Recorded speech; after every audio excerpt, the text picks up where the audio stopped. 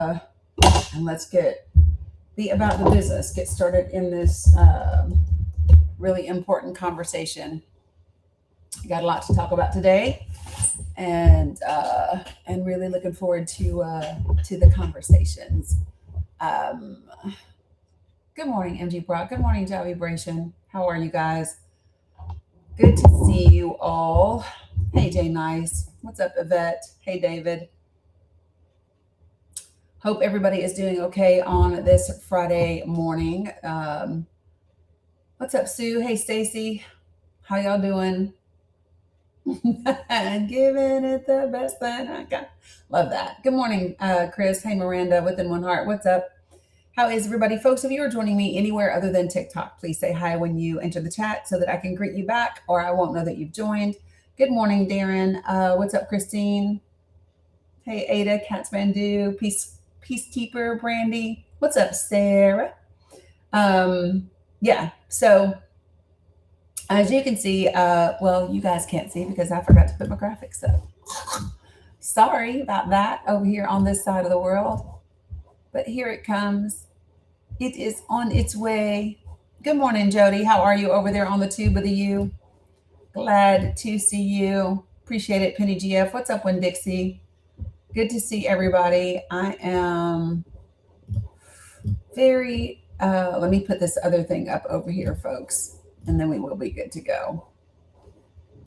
And switch these out. All right, perfect. Good morning, Kimber. All right, so good morning, folks. As you can see, I have a lot of things on the agenda to talk about today. I still want to revisit. Appreciate it, Jamie. Hey, Masani. What's up, New Rome Mama?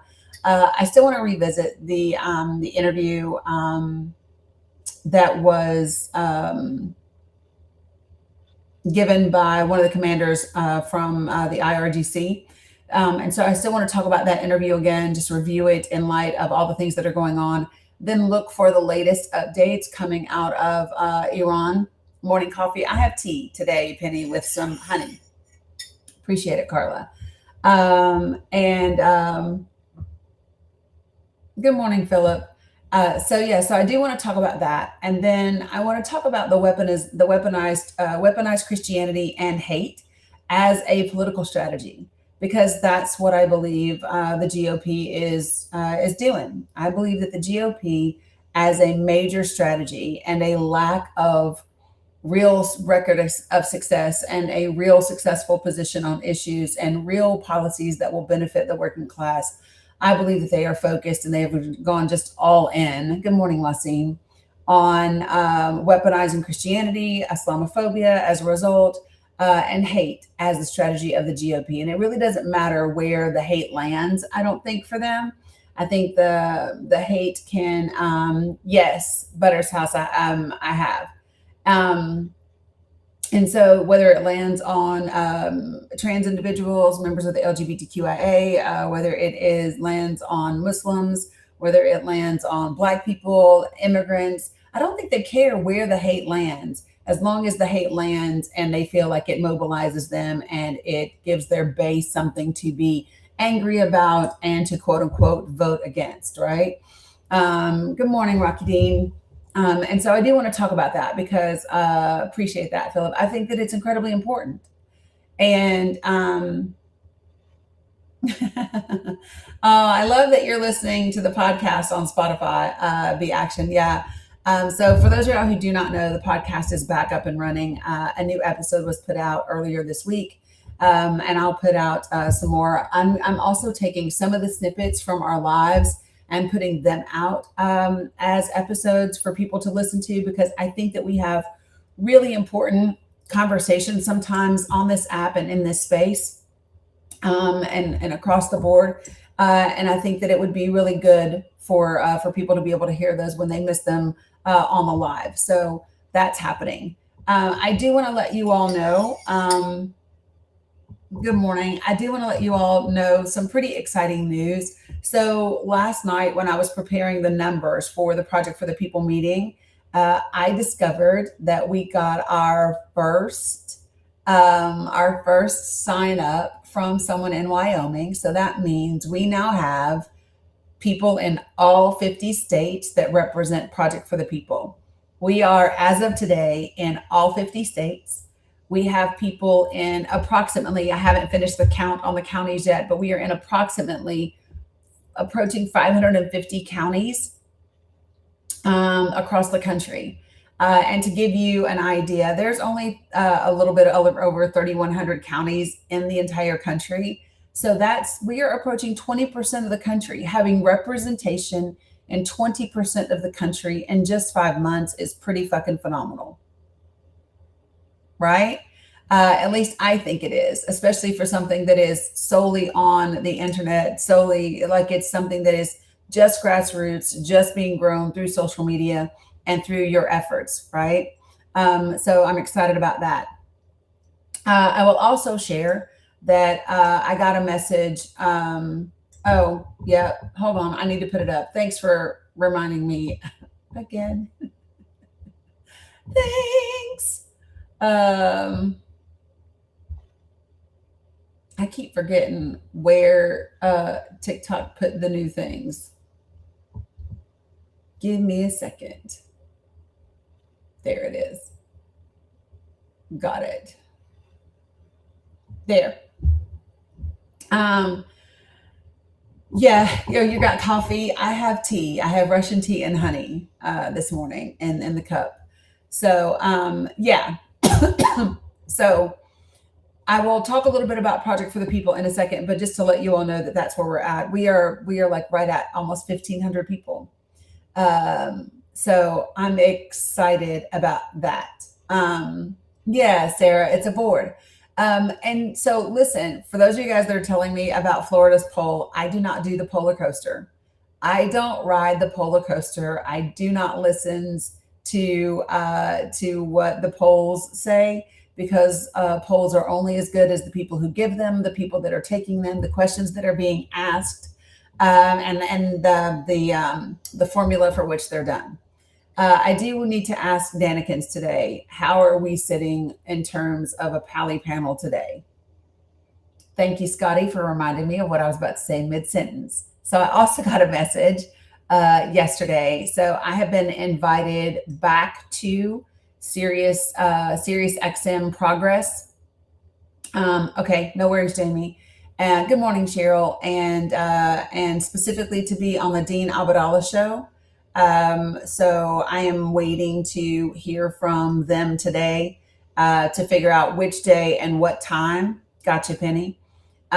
Which day and what time is going to work best for me to be on the show. So I'm excited about that. I'll get another opportunity to talk to listeners about Project for the People. Gotcha, Candy Kiss. You're in, Spider. Okay, a little bit. Oh, love that, Carla. Gotcha, Butter's house. Cool, amazing. So, all right. So, so what we might do is we might do a smaller segment, and we might just do our folks that we know the most, just to be the most effective. And that's okay. We'll do what we can do. I will share that I passed on what was sent to me for WADMI.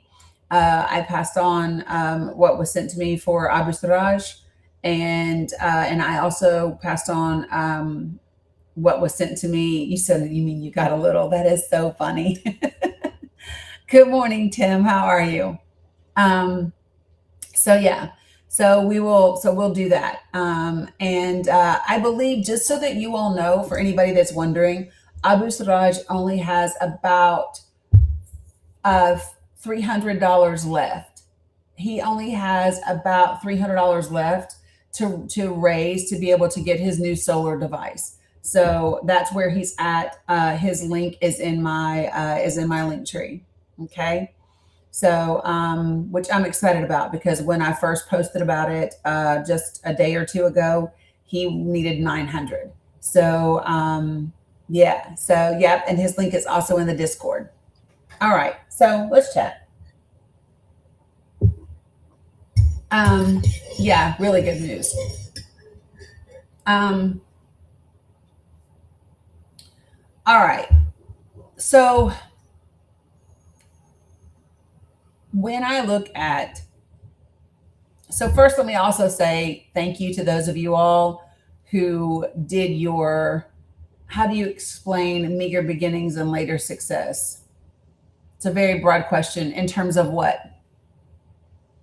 Jana G, and meager beginnings and later success in with regard to what? Good morning, Sassy. How are you? Okay, so let's just start with Iran because I think it's the easiest thing to start with and just address it, and then we can go ahead and kind of move on. Good morning, Preston. Appreciate you, Mel Gray. All right, so let's chat.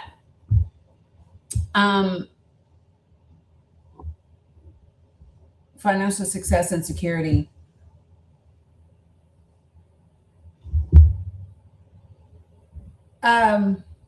This might be easier if we do it with you on the panel. Can you join the panel? That way we can talk it out. Yeah, the headphones were cute, weren't they, Candy Kiss? So is the four-leaf clover. Super cute too. Jana G, can you join the panel? And listen, TikTokers, appreciate you guys for popping up there, doing your daily heartbeat, and then claiming your points. Appreciate you doing that as well. So I don't know that I know exactly what you're asking me when you say, how do I explain people's meager beginnings and their success in terms of financial stuff. I don't know that there is an explanation for it. I think it varies from person to person. I don't know that there's a singular thing that explains that and how it does or doesn't happen for certain people. You know what I mean? Good morning, Dolphin. Good to see you. He's so cute. That little otter is so cute. So I don't really have an explanation for that. I think it varies based on the person and their circumstances and their situation. Okay, so let me grab this real quick. And can I just tell my mods something? You guys owe me a thank you today, moderators. Do you want me to tell you why? Because today I really was like in head wrap mode. I had my hair wrapped today, this morning when I did my reading and meditation time. And really that's how I'm feeling. So this is something that for me, whenever I have a lot going on and I need to kind of like drown out like my brain and get out of my head so much, I tend to wear my head wraps more. And so this morning, that's what I had on. And I literally almost went live with it on. And, and I have before, that's not a big deal. However, since we are discussing the Islamophobia, since we are discussing hate, I decided not to wear my head wrap today. And you're welcome. You're welcome for me not wearing my head wrap and attracting all of the hateful Islamophobic assholes on this here internet. So you guys are welcome. Because I literally took it off like right at the last minute because I was like, yeah, no, but yeah, you're welcome. All right.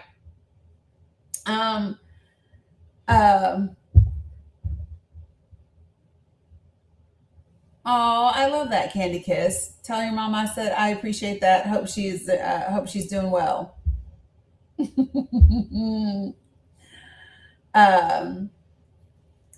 Yeah. So, well, let's talk fried chicken. Let's talk about that. You wanna talk about my head wrap chicken? Come to the panel. Let's do it. Oh, I know, Titus. I know, 100%. Yeah, I know, Brandy.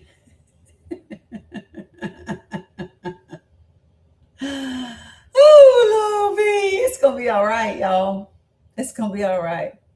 We're gonna be all right. Okay. Yes, always was in the comments. Yes, you would have been 100%.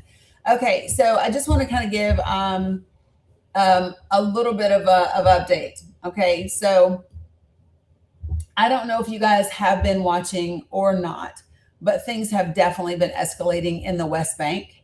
Um, some horrific things are happening with armed Israeli settlers and the IDF um, in the West Bank, even with them setting fires towards activists near Bethlehem.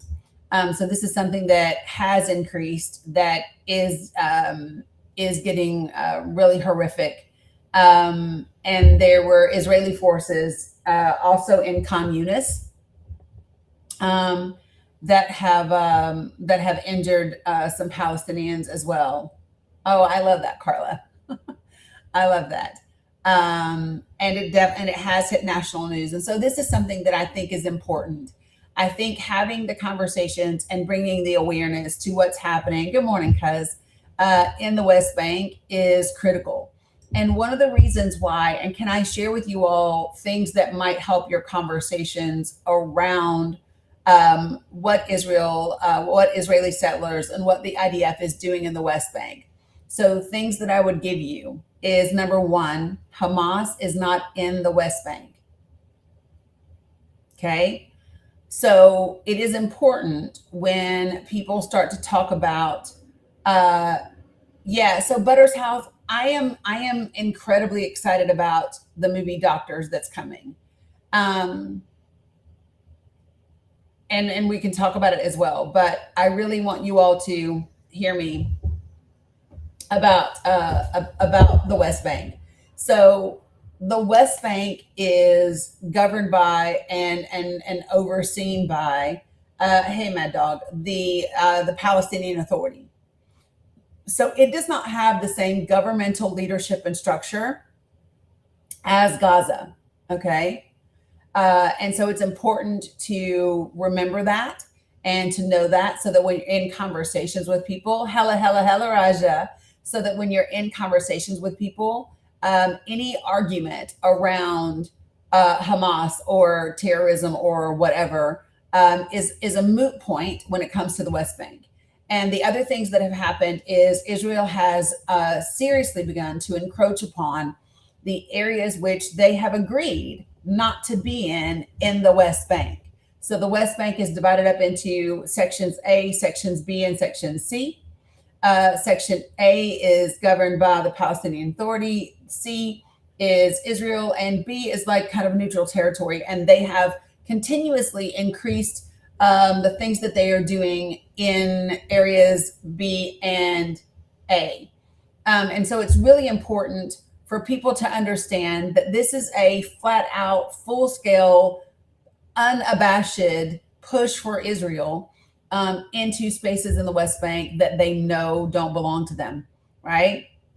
So I really want people, and I've given you guys a couple of folks to follow. The guy that I follow the most is Alexei K, Alex K. He is a European independent journalist who has been in the West Bank covering the things that are happening there a lot. And I mean, he's been arrested, he's been detained, he's been released, he's been hit, he's been all the things. And so he is firsthand accounts live and in your face to be able to see what's happening. But they are literally setting fires. For people that don't really understand, they are going after their livestock, they're going after their olive fields, they're going after their homes. So I'm going to give you one of the latest accounts. Okay. An armed Israeli settler has been filmed firing into the air and then pointing his weapon towards Palestinian and Israeli activists on privately owned Palestinian land near Beit Sahur in the southern occupied West Bank. About 100 activists, accompanied by the Palestinian landowners, what's up, Doug, had traveled to the site following a settler takeover of an abandoned building, according to the Times of Israel. Shots were fired after activists removed Israeli flags from the building and replaced them with Palestinian flags. The report added later that the IDF arrived and declared the area a closed military zone, but did not present an order or remove the settlers. So if you aren't up on what's happening in the West Bank, please get familiar with it. Please find out and learn for yourself what's happening so that you can be aware. Live music, you always end up in my requests, but then when I bring you up, you end up dropping. So I think that you do it by accident. But if you don't know you're in my requests, you are in my requests. And so I wanted to let you know so that you could check and just like remove yourself if you didn't intend to be in there. Okay. All right. Also, I want to give you guys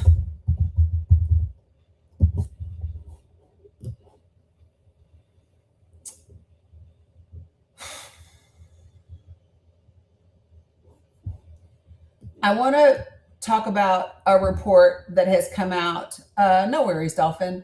I want to talk about a report that has come out from B'Tselem. So B'Tselem is a human rights organization that is in the West Bank. Amal, we're going to try, but it's going to be pretty limited. People are strapped with kids returning to school, so it won't be until later on, and it'll be a little tight. So I want to talk about and share this report with you all from B'Tselem, which is a human rights organization that is in Israel. And so if you're not familiar with it,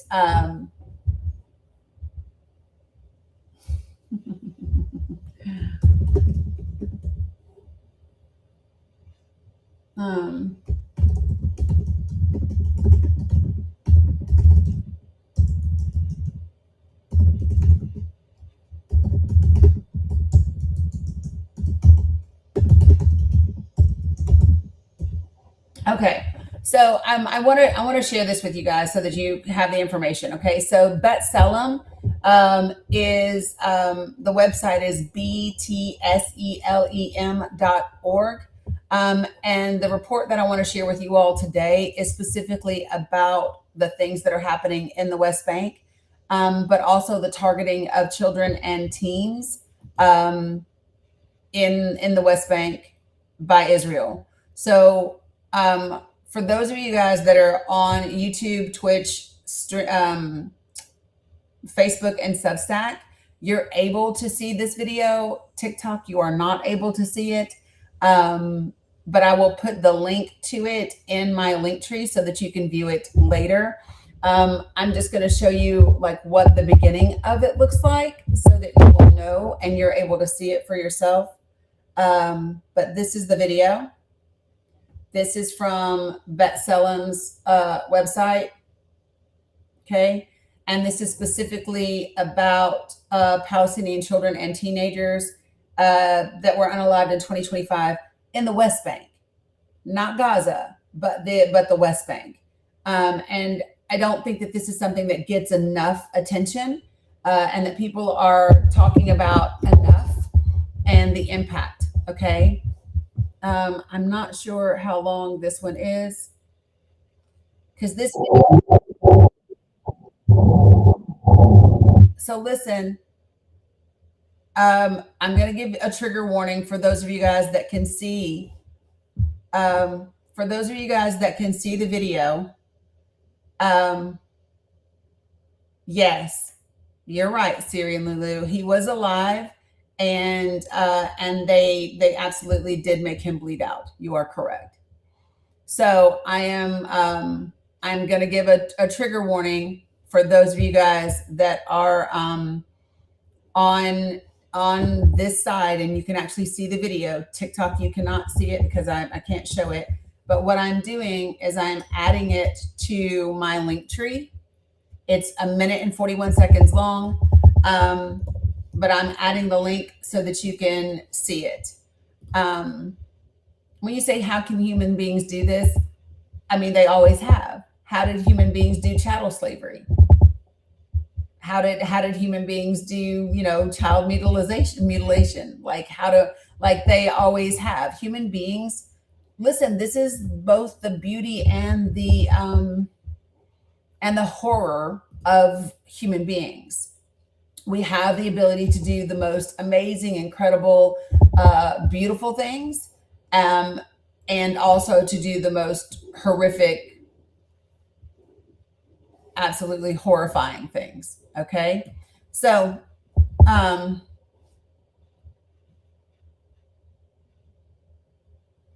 yeah, just saying. Yeah. Okay. So are you guys over here? Good morning. You guys, I want y'all to be okay and to be ready. All right. So this is your trigger warning. If you're watching me on Facebook, YouTube, Substack, or Twitch, I am going to share this video with you. I'm using it with fair use purposes. Gotcha, Oceanic. Appreciate it. And so I've also added the video to my link tree so that you have the ability to see it over there. Good morning, Alice. And here we go. I am going to talk and read the captions so that you guys over here know what is being said. There is a young boy that is on the ground surrounded by a bunch of IDF soldiers, and the boy is still moving. طب الامبلانس يقدم ما هي صار يطول وضوى عليه اخذ واحد ثاني. In 2025, Israel killed 54 Palestinian children and teenagers.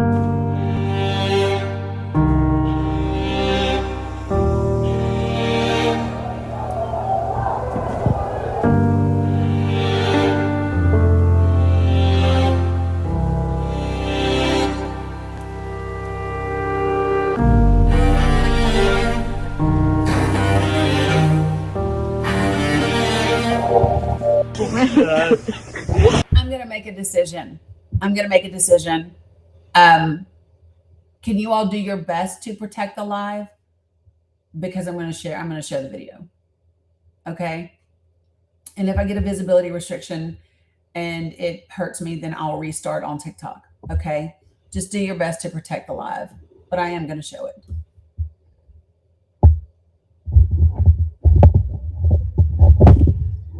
All right.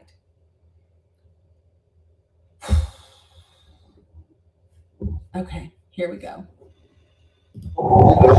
الواد بعد بتحرك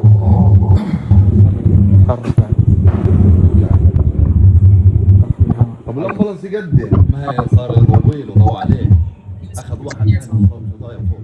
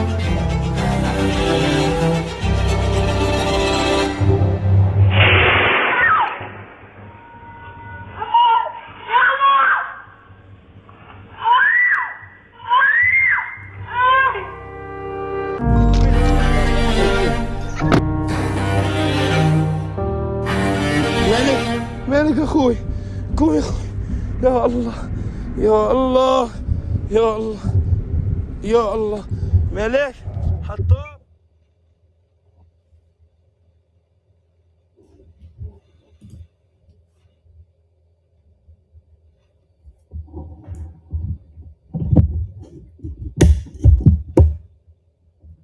I did get a restriction, and that's okay.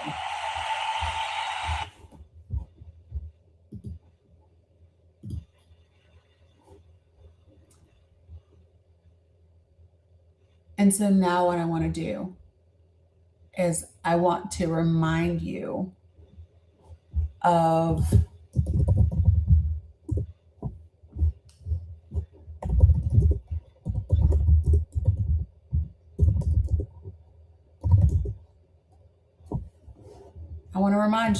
what Daniela White want to I want to remind you of what Israeli settler leader Daniela Weiss said about the killing of Palestinian children.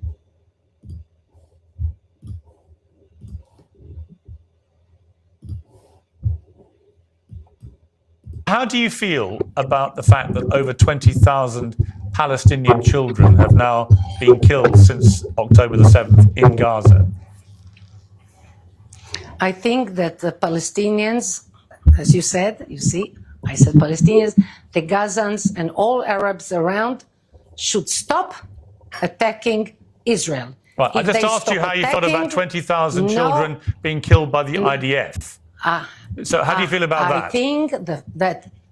I think that the parents should be very careful before they teach the children to hate Jews and to kill Jews. No, that wasn't my question. I warn the That wasn't my Arabs. question. I Sorry to be think persistent, but my question. That was your question. My question was, how do you feel? Answer. My question was, how do you feel? How do you personally feel about over 20,000 Palestinian children now being killed since October the 7th in Gaza? How do you feel about that? I think that Arabs, Gazans or Jordanians or Syrians, whoever, should be very, very careful with the way they educate the children. Yeah, that wasn't my question. Now, that wasn't my question. Many of them. Can you answer my question? Answer. That was my answer. So you don't to care? Your question. You have no thoughts about these children at all? You choose your questions, and I answer them of course. The way I believe is right. But just to be clear, you have nothing to say about 20,000 children being killed. Nothing at all. I have a lot to say about everything that happened as a result of the massacre of the 7th of October. Now, I understand you care about Israeli Arabs children who died, as do I. But I'm able to care about both sides of children who've died. Why don't you care, seemingly, about the Palestinian children who've died? Why can't you express any sympathy or sorrow or empathy with the children who've died in Gaza? Are you able to do that? I warn all Arabs from all sides, from all borders, warn them, stop educating children to hate So just Jews. To be clear, I've now offered you three times. I made myself very clear. Oh, you've made yourself very clear. You asked me 5 times. I'm going to give you one last. You asked me 7 times. Okay, I'm going to give you one last chance to offer some empathy or sympathy or sorrow about the deaths of 20,000 children in Gaza. Are you capable of doing that? No.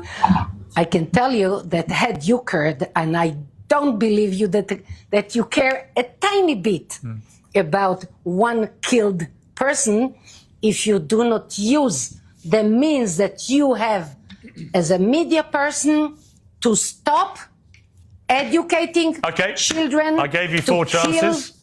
All Jews. Right. Okay, you gave me 7. You gave me 7. And you know what? You couldn't give a damn, could you? That you are to blame more than me. You don't care, and all you want is all the Palestinians gone. You can barely even bring yourself to say their name. All you want is to take over the West Bank and Gaza. You don't care how many die in the process. You want them all gone. You don't care, do you? That's the bottom line. As you said, the audience will judge. Yeah, they will. That is your reminder that what I'm sharing with you. Hello, Margaret. Hey, Marilyn. Good to see everybody.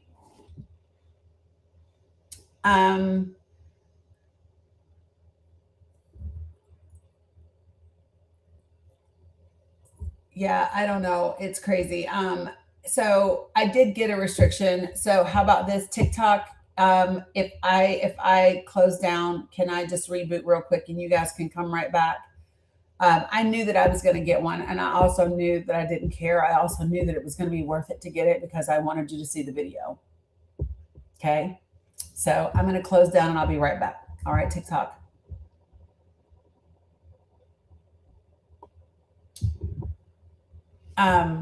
for those of you guys over here, just to be really clear, I made that choice.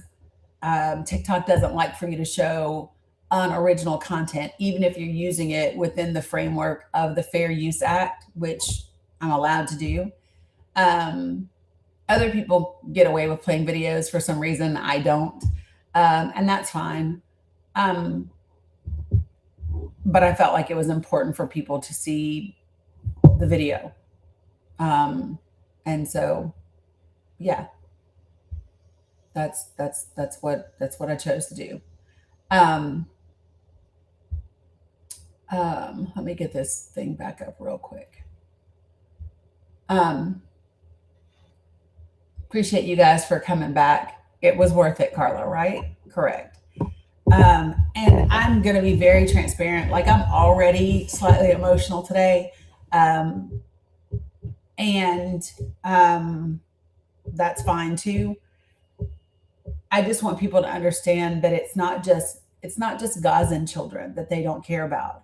It's any Palestinian children, West Bank, Gaza, it doesn't matter to them. They don't see them. I can pull up video after video after video of different Israeli officials, different people within the Israeli government who talk about Palestinian children as if they are not human beings, as if they are not children. And so it's just important, welcome back, for us to just be honest about that. Like, that's just a fact. And when she says, don't educate your children to hate or to kill Jewish people, and yet Israel educates their children to hate and to kill Palestinian children. Hey, Hussein.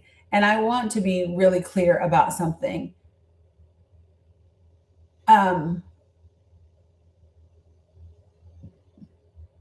Yeah, it's very inhumane. I want to go back to this report from B'Tselem.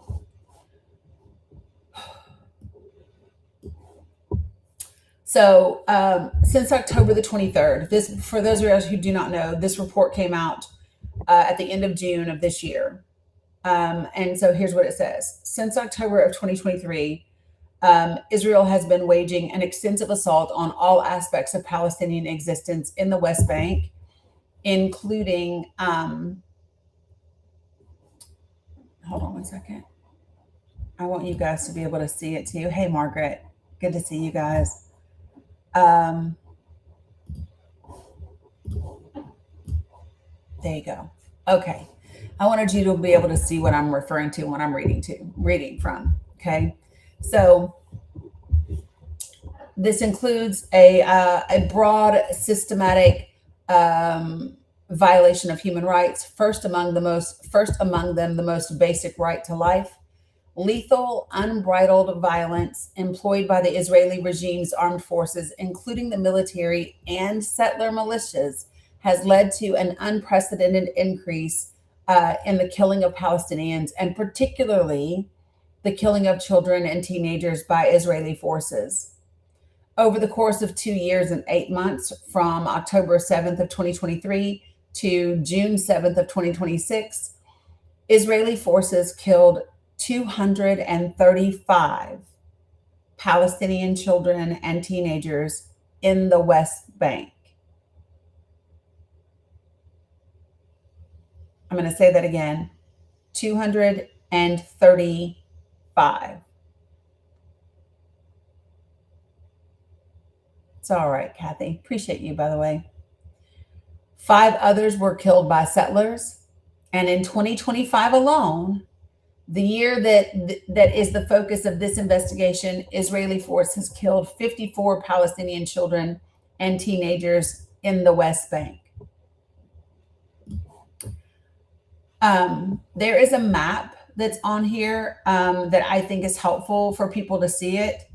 And they actually have them so that you can, let me see if I can show you guys really quickly. So they have it so that you can click to see the children. So if you go here and you click this, you will actually be able to see the children and the information surrounding what happened with them. TikTok is really pissed at me for showing that video, y'all. If you guys can do me a favor, because you know we got the visibility restriction when I showed the video. If you guys can help on TikTok and make sure that you are reposting, liking, and sharing, and doing all of those things, that would be really grateful. That'd be very helpful, because they do not like the fact that I showed that video and I'm going over this report, and that's okay. I'm okay with that. But we're gonna go over this report. I put the link directly to the YouTube video, but then I also put the link to the B'Tselem report itself in the link tree for you. Also, really quickly, I just want to let you all know we're going to be going through some very specific things around the midterms and Democrats that voted for particular members of this administration, this cabinet, and so I want you all to know that, so that you can be sure to tune in. Okay, so that's coming in just a little bit. Give me one sec. I'm rearranging these really quickly in the link tree. Thank you for requesting to be blessed and grateful. All right. Whoops. Okay. So, okay. You guys are just requesting to boost. Okay. So the unprecedented scale of killing of Palestinian children and teenagers by Israeli forces is the result of a reckless open fire policy expanded to be even more permissive than in the past that is currently being implemented in the West Bank. Those responsible do not try to hide this policy. Rather, they give it full systemic backing, as reflected in the remarks of Central Command Chief Avi Bluth, who publicly boasted, quote, "We are killing like we haven't killed since 1967. That's a quote. Appreciate you, Angie. And they've linked to the article and to the video where that's what this individual has said.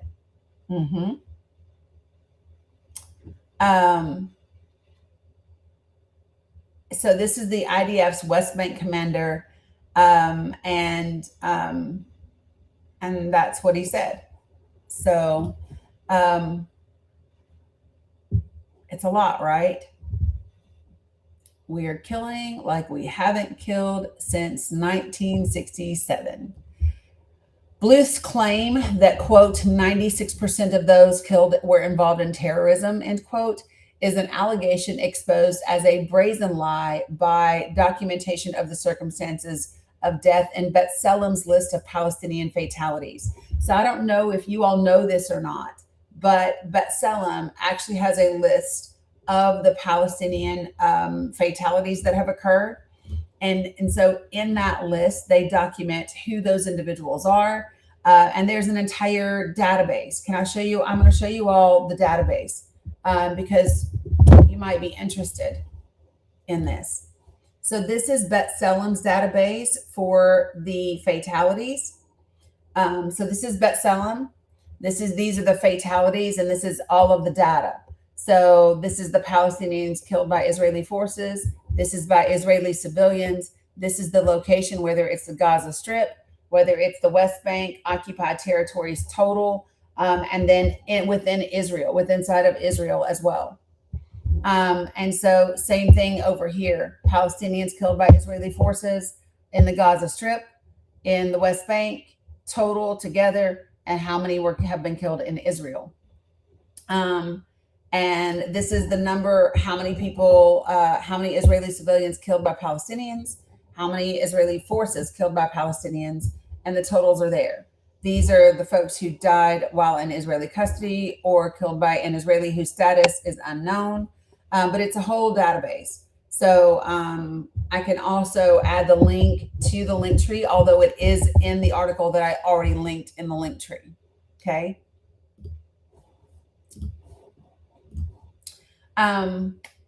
It also reflects the Israeli system's routine identification of Palestinians killed by Israeli forces as terrorists or quote unquote terror operatives, including civilians who were not members of an armed organization and posed no danger at the time that they were killed.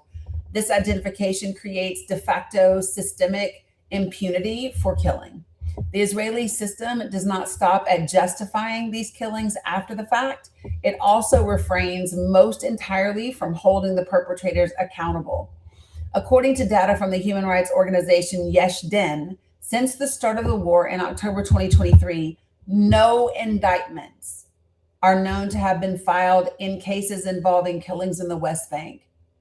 Yet the immunity guaranteed in advance and the absence of any real demand for accountability after these crimes are committed are not confined to the legal sphere. They are also reflected in quote unquote public impunity that stems from the Israeli public's indifference to the killing of Palestinian children.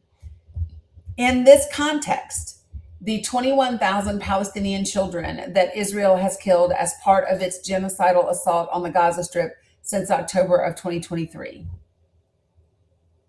Oh, wait, that didn't sound right. Hold on. Let me read that sentence again.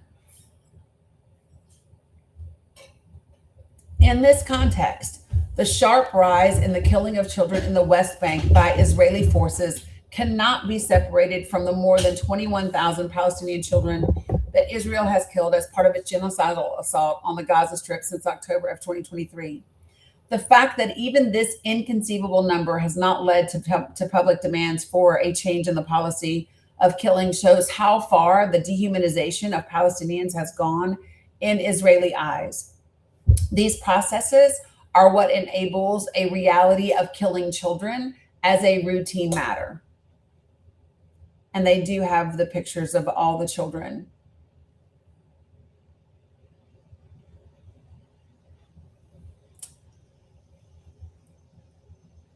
I'm going to give you the numbers and the fatalities. Let me just, yeah. Okay, so the scale of the killings since the start of the war in October 2023 recalls and even exceeds, relative to the length of the period, the scale of killing documented during the Second Intifada. In less than 4.5 years, from October of 2000 to February 8th of 2005, Israeli forces killed 251 Palestinian children and teenagers in the West Bank. Another 5 were killed by settlers during this time. So over the space of 5 years, right? Almost 5 years, from 2000 to 2005, Israeli forces killed 251 Palestinian children. What we know is that that number is 254 since October 2023. But this particular investigation by B'Tselem focuses on 2025, during which Israel killed 54 Palestinian children and teenagers in the West Bank. For comparison, from the end of the Second Intifada on February 9th of 2005 to the end of 2021, so almost 17 years, Israeli forces killed 194 Palestinian children and teenagers in the West Bank. 10 others were killed by Israeli civilians during that time period, and 2 more by an Israeli actor whom B'Tselem was able to determine whether he was a soldier or civilian. The years 2023 and 2024 saw a record number of child and teen fatalities. In 2023, 120 Palestinian children and teenagers were killed, 80 of them in under 3 months after October 7th. This is in the West Bank. No, Jeff, this is just straight out being killed by either Israeli settlers or Israeli military. This is not malnutrition. This is not anything else. This is specifically being violently killed by either the IDF or Israeli settlers.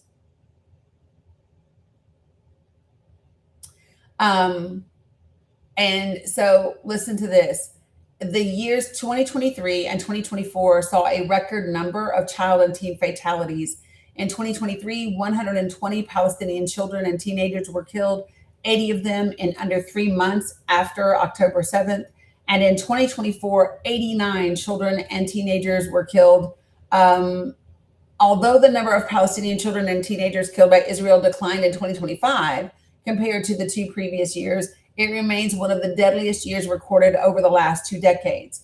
Compared to the period between 2005 to 2021, in which an average of 13 Palestinian children and teenagers were killed every year by Israeli soldiers and civilians, the figures in 2025 more than quadrupled.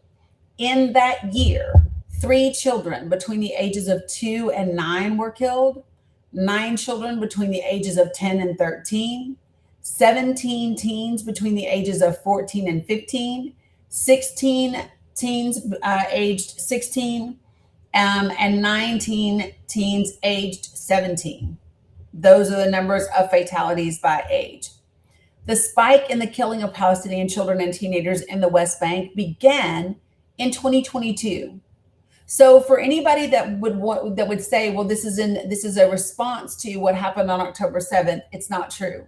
The spike actually began a year before October 7th of 2023. So in that year, the number of fatalities more than doubled from 16 in 2021 to 34 in 2022. The increase coincided with the military's declared easing of open fire regulations at the end of 2021, reportedly permitting soldiers to use lethal fire against stone throwers. So previously there was a rule that if a child was throwing a stone, you could not use lethal force. Okay. At the end of 2021, the Israeli government got rid of that policy. And so all of a sudden it allowed the IDF to use lethal force against children that were throwing stones. And so under that, after that removal of that policy, right, we saw the number of Palestinian children in the West Bank who were killed by Israeli soldiers double, going from 16 to 34. The new regulations permitted use of lethal fire even at individuals fleeing after suspectedly throwing stones who no longer posed a danger in violation of international law. So what they did was at the end of 2021, Israel changed its policy and said, hey, listen, soldiers, if a child throws a rock at you and they run away, you can still kill them. That's what they said. You can use lethal force even if they're running away. After October 7th of 2023, the rules of engagement were expanded even further, leading to another sharp rise in fatalities. This escalation was fueled by desire for revenge and growing dehumanization of Palestinians in Israeli public discourse. So B'Tselem also put out a report in July of 2025 called Our Genocide. And there's a chapter in which it's called Incitement to Genocide and Dehumanization since October 2023. And there's a whole section in there specifically about this. From the beginning of 2025 through June 7th of 2026, Israeli forces killed 12 children and teenagers in the West Bank, including 2 brothers, 5 and 6 years old, in the town of Tamun, and a 7-month-old baby in the city of Hebron. If you guys remember the baby, I think most of us remember this. They were killed by Israeli forces who fired at the cars they were driving in with their parents. And in addition, a settler shot and killed a 14-year-old. So Ernie, let me be clear today in my dealings with you. That will get you permanently blocked from my fucking space. So this is your one and only warning, Ernie, on this subject right here. Any of that dehumanizing language and the dismissal over these children's lives will get you permanently fucking banned from my space. So you fuck around if you want to, but you will never be in here again.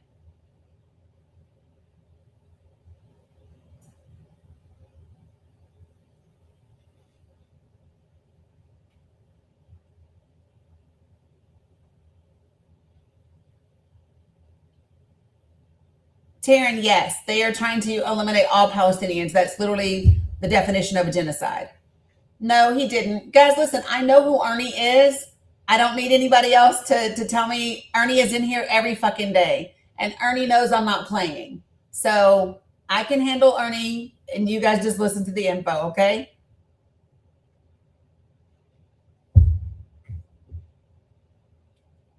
No worries. All right. Here we go. Great. You don't have to be. Now you can just be a believer. Blocked. Done. Okay. So what I'm going to go over the last bits of it, okay? Yeah. And let me tell you something, folks.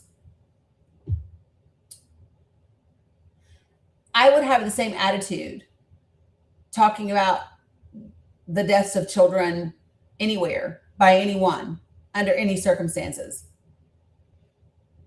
Why? Because I'm concerned with humanity and human beings and human life, all human life.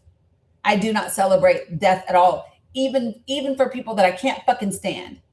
And for all children. Children get covered no matter what, because children have nothing to do with any of the bullshit that adults are perpetrating in this world. All children are covered. All children get a pass. All children get grace. All children. Because they do not deserve to die for the sins of their people, of the adults. Just so we're clear. But Selim's investigation of these cases found that only 2 of the 54 Palestinian children and teenagers killed in the West Bank in 2025 were armed with firearms at the time that they were shot. Another 4 threw improvised devices at Israeli forces, and 1 assaulted a police officer with a knife. 13 were shot while throwing stones at roads or at armored Israeli forces, with no injuries reported from the stone throwing. By contrast, at least 21 were not involved in any clashes, even when clashes were taking place nearby that included stone throwing, hurling explosives, or live fire. Regarding 12 minors, the military claimed that they had tried to injure forces by throwing Molotov cocktails, IEDs, or stones. But Selim's investigation could neither verify nor refute this claim. Another teen was the object of a targeted killing. 47 of the children and teenagers were killed by gunfire, and the remaining 7 in airstrikes. 11 of the children and teenagers were killed by gunfire from military ambushes. In these incidents, 2 were shot while throwing stones at a road. Throwing stones at a road. Regarding 2 others, the military claimed that they had been throwing stones, but Selim's investigation could neither verify nor refute those claims. 1 was shot while passing near a spot where soldiers were lying in ambush and was not engaged in any activity. And 6 were killed after the military alleged they had thrown Molotov cocktails, and that Selim's investigation could neither verify nor refute the allegations. 9 other minors, including 2 girls, were killed during military raids on Palestinian communities. No arrests were carried out during these raids, and no clashes developed. 1 was killed inside her home, 2 were killed near their homes, 4 were passing by, and 1 teen was killed at his workplace. Regarding the latter, Selim's investigation could neither refute nor verify the military's claim that he had tried to,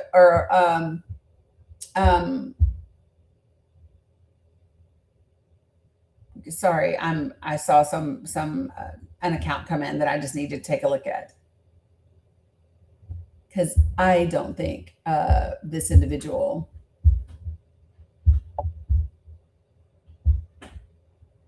Mods, I would like for you to pay attention to Ethio, please. I'm not sure if Ethio is a backup account for Ernie.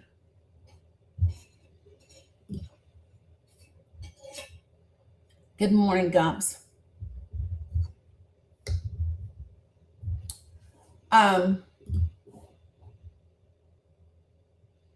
Yeah, Shug. Well, if you always leave depressed, that means you don't stay long enough for all the things, because we do a lot of things that aren't depressing. And so this is one of the things that I say when I think about how heavy this information is. Number one, whatever I feel in this moment today, reading this information, sharing this information, is absolutely nothing compared to what the parents in Palestine and in the West Bank, what in the West Bank and Gaza feel.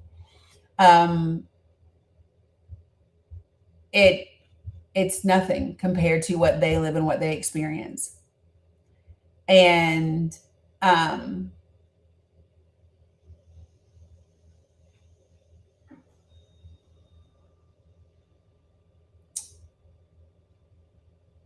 I really truly believe that part of where we have to go as a society is, so how many people, let me just ask this question in the chat.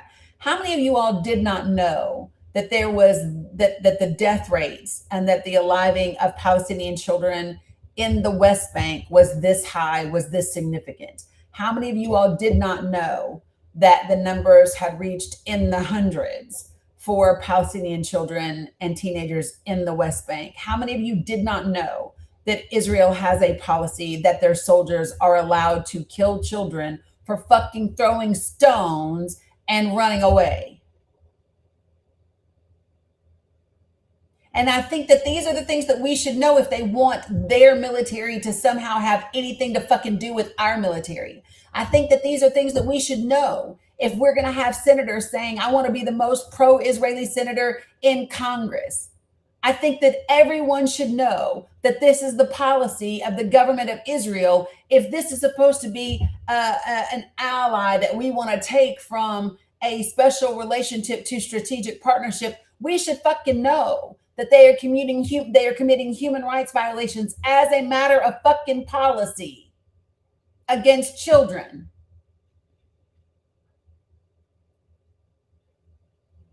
And everyone should know, and everyone should talk about it. While there are people that want to hold on to their military superiority, Pine, let's talk about it.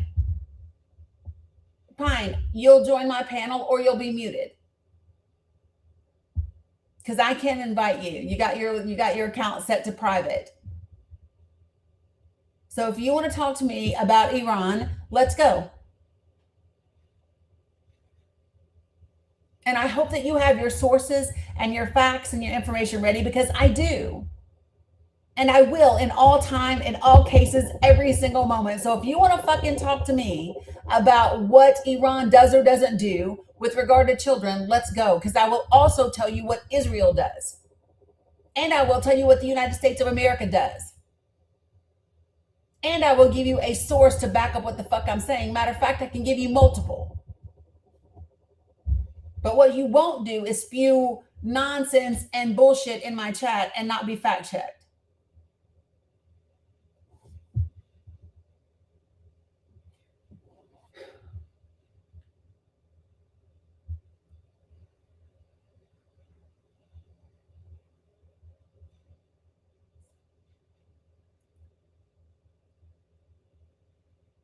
Four minors were killed during arrest operations.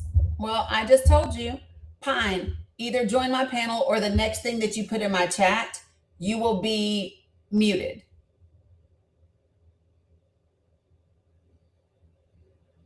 This is B'Tselem. This is the actual human rights organization located in Israel, Crystal. And I've put a link to this report in my link tree.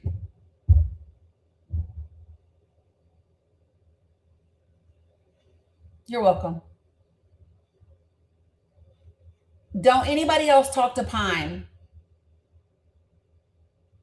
Pine, if you believe what you're saying and you can back it up, join this panel, because if not, you're about to be muted.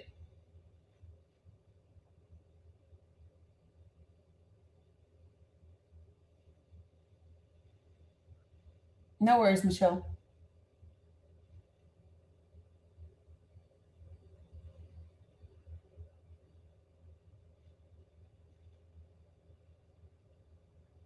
Yep, there you go. So let me just go ahead and help you right now. Doo-doo! Done. Listen, that's how you can take out the trash. Just saying. Well, if you're driving, Randar, I don't know how you're driving and texting. It's not very safe. So I don't recommend it.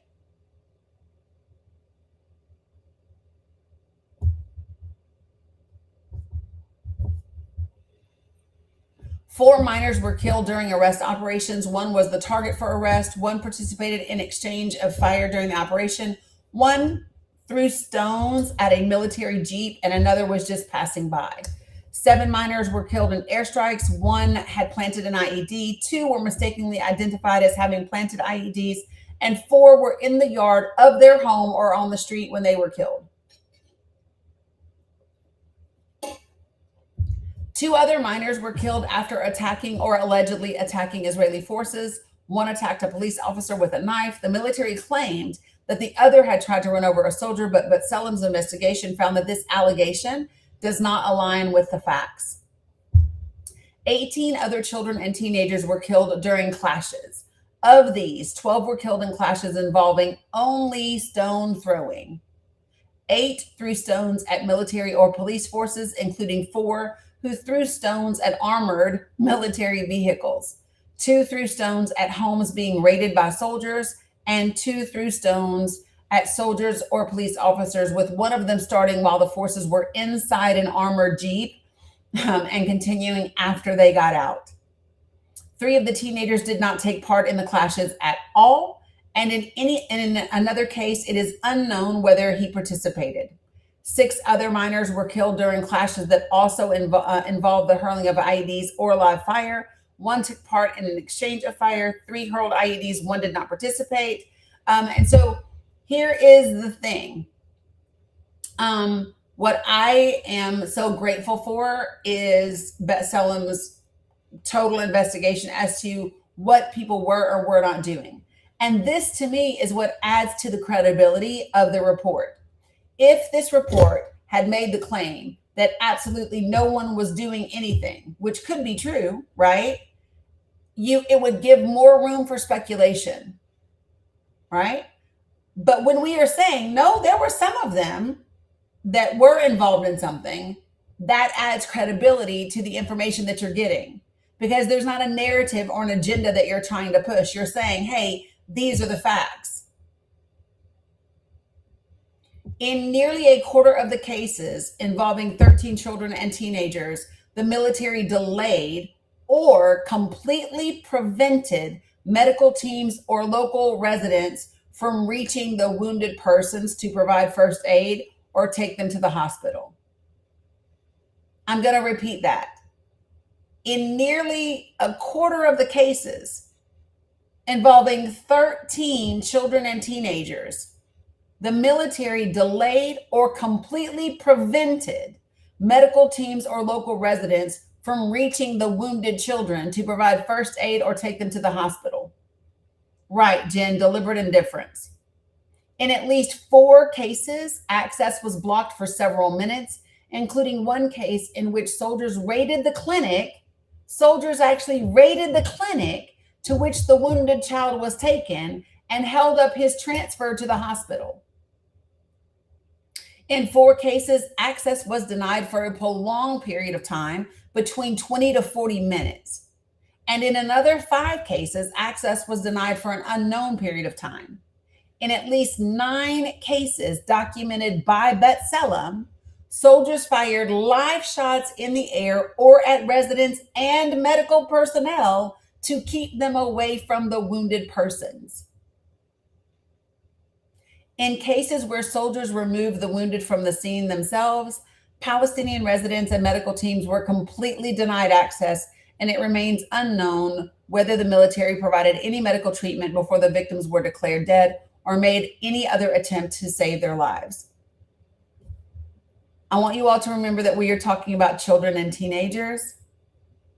As of June 6th, 2026, Israel was still holding 18 of the 54 bodies, preventing their families from burying them and saying goodbye.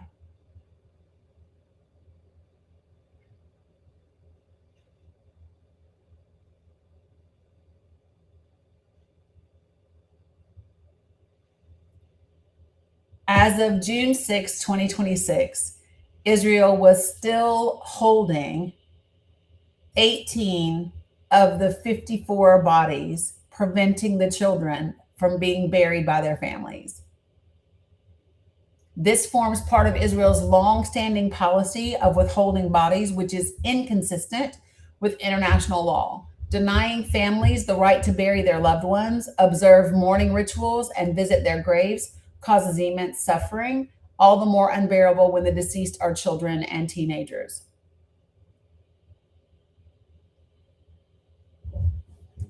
So again, this report is in my link tree. It is available to you along with the video that I shared at the beginning before I had to restart. For those of you who don't, I don't know, maybe if you're new to this conversation, but this is a well-known tactic of the Israeli government. Psychological warfare is a really big thing for them, and in terms of what they do and how they treat people. So yeah. And for those of you all who do not know, for decades now, the IDF has been training our police. So police forces all across the United States of America have been getting training from a terrorist organization that human rights organizations and criminal justice systems internationally all say commit human rights violations, crimes against humanity, and war crimes. And those are the people that the American government has training our police officers.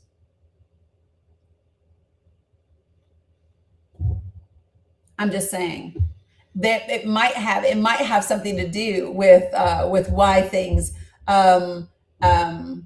Anyone, time and place to watch debate? That's today. Don't know anything. I don't watch Candace Owens. So I would imagine that if you subscribe to Candace Owens, you'll be able to watch whatever debate she has, wherever she has her debate. Okay. Great. The other thing that I hope you do with this information is I hope that you share it, and I hope that you talk to your family and your friends about it.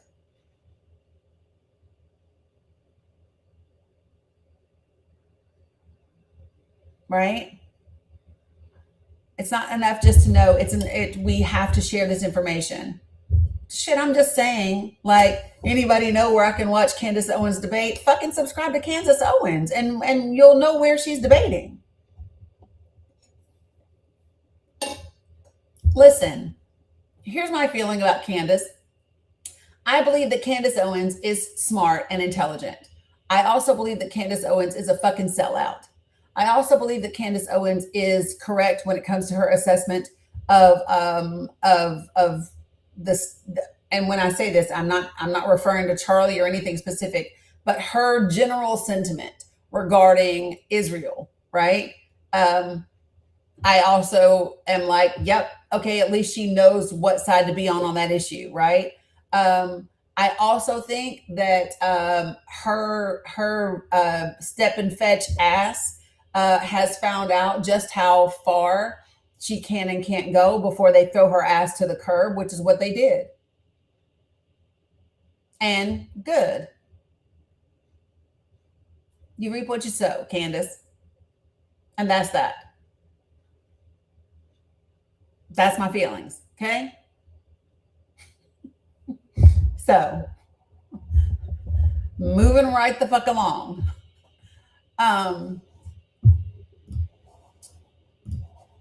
On that note, let me make sure I didn't have anything else.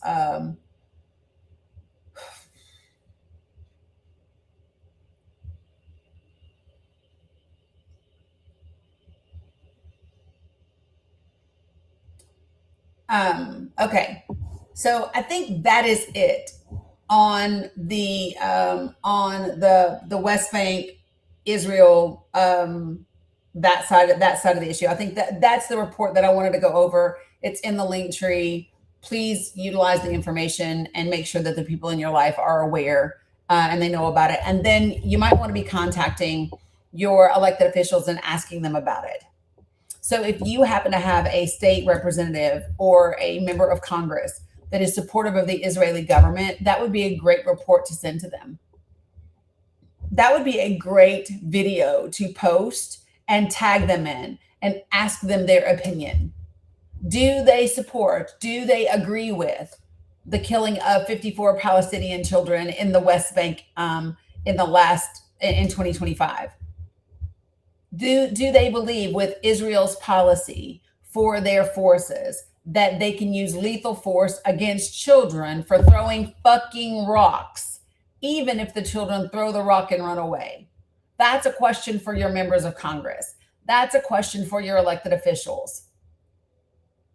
If you're going to stand in my face and tell me you support the government of Israel, then I'm going to ask you about the specific policies of that government, and you're going to have to account for your fucking position on them.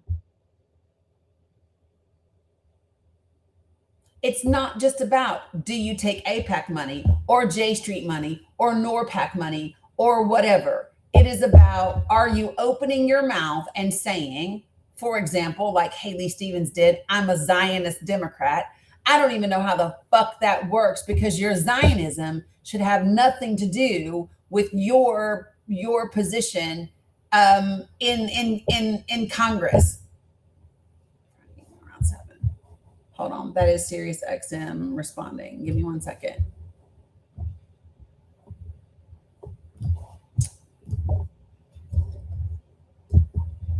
Yep. So, let me just say this, okay? If you are an elected official and you are a Zionist, that is I believe that should be your personal opinion. That should be your personal ideology. That should not have a fucking thing to do with the politics of the United States of America. No, Michelle, I've been invited back to Sirius XM Progress. I will be on the Dean Abdallah show again next week. And so they're just verifying for me the day and the time.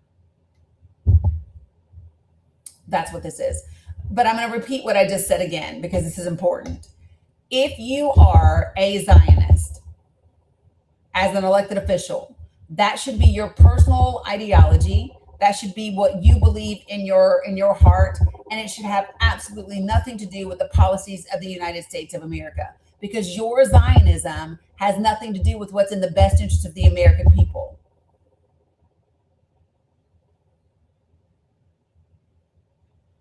Tell me how Israel having land or not having land or whatever benefits the fucking American people, because I've yet to see it. I don't see American citizens, working class Americans throughout this country benefiting because of Israel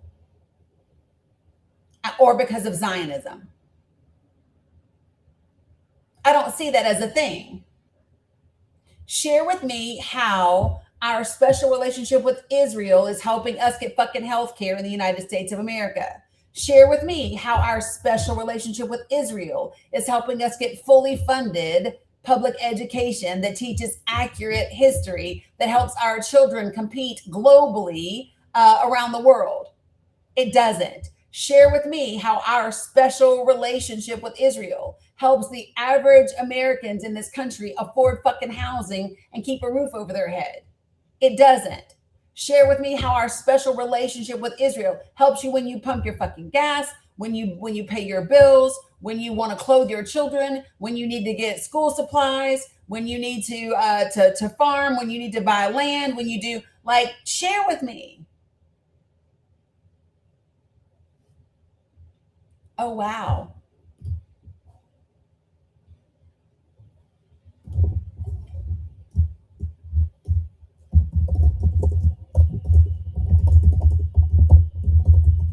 All right, so 1 week from today, Sirius XM Progress, which is channel 127.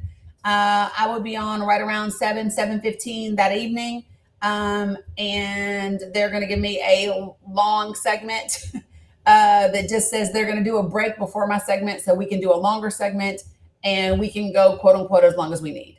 So there you go. So what is that? On the 21st? August 21st. Okay, cool.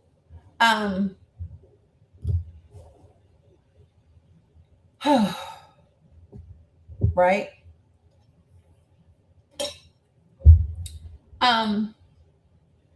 Now, do I have folks that have requested up, what's up, Abba Binks, that have something that you would like to say, or you disagree with me, or you have concerns about the report that I just went over from B'Tselem, or the information, or what I just said afterwards, and you have requested up. So Lucid, it is on Sirius XM Progress, but what typically happens is after that, so here's what I typically do. I normally will host like a little Google Meet, and subscribers can join me so that you're on that, and so you can hear me when I'm doing it. So it's not live streamed, but you can actually hear it. And then they will typically either send me a recording or they put it out on the podcast, and you can listen to it then. But yeah, it's Sirius XM Progress, channel 127. It's the Dean Abdallah Show, and it'll be 7 p.m. 1 week from today. Okay?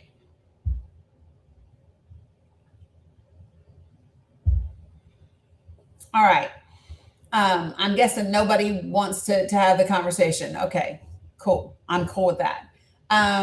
Yep, you're welcome. All right, so let me. I want to share something that Iranian leadership has said in the last hour or so with regard to us. So, if you remember the interview that I played yesterday with with one of Iran's commanders that he did, and he talked about, and he was specifically asked about their missiles, right? And he was asked, like, where do you make them? Which I think is a dumb ass fucking question to ask, because it's not like he's going to say, oh, this is where we make them. Here's the longitude and latitude of where we are. Whatever, no. But they were asked about, like, okay, so what's your capacity? And if you remember yesterday, in that interview, we heard him say, listen, we make more missiles every day than we use, right? So another statement has come out from Iran's Guardian Council, and this is what they said. Ahmad Khatami from Iran's Guardian Council and the Assembly of Experts says the U.S. has failed to destroy Iran's missile capabilities, which has, quote unquote, humiliated America and will continue to do so, end quote. The enemy, quote, the enemy wanted to return Iran to the Stone Age, but today the world has realized that the American government itself knows nothing about civilization and democracy. And in practice, it is America that is displaying behaviors that belong to a past era, end quote. He told Iran's state TV. Despite U.S. and Israeli attacks on Iran's nuclear facilities, quote unquote, our nuclear capability still remains. Our nuclear power belongs to the country's scientists and nuclear knowledge. He ain't lying. Oh, Godson, now you know not to type in all caps. If you do it again, I'm just going to go ahead and block you right now. So if you come in here acting like a petulant child, you will be blocked. So if you type in all caps again, you're going to get blocked. So choose. And I don't know what God you're the son of, but let me just be clear. It isn't the God of the Bible. Let me just be very, very clear. Okay? If by God you're referring to Christianity and Jesus, yeah, nah. You might want to go to Matthew chapter 7, verses 21 through 23. That's you, bruh. That's you.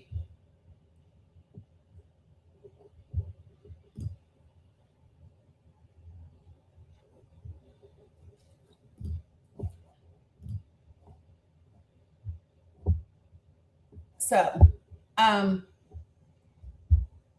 okay, next.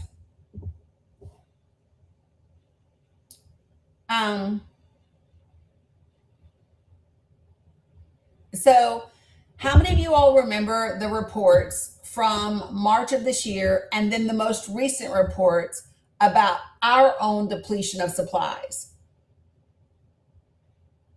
How many of you guys remember those reports? So if you remember in March, there were reports that we had blown through about a third of our Patriot missile supplies. And then recently, the reports about our long range missiles and our depletion in those numbers. Okay. So, and this is just my thought because I pay attention. Okay. So let me give it to you. So give me a second.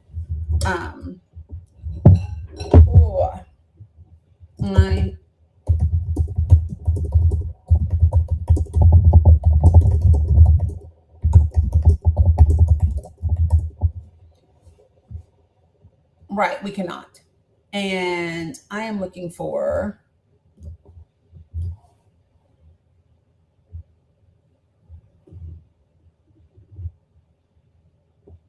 that's the other one. Boy, boom, got both of them. Whoop, whoop. All right, so here we go. You guys ready? So here's the information. Yeah, no, you know I'm not subscribing. You know I'm not subscribing. Not doing it.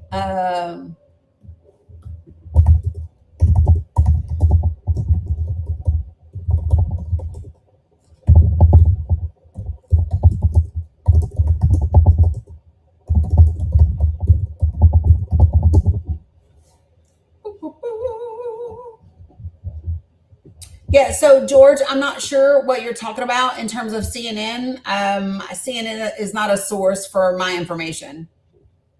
I don't know if you watch CNN, but I do not.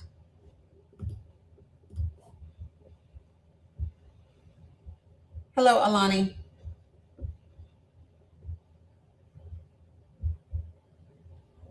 All right. So here's the information. Hey, good morning, Nance. How are you? All right. So here's the information. So if you are not familiar with the CSIS,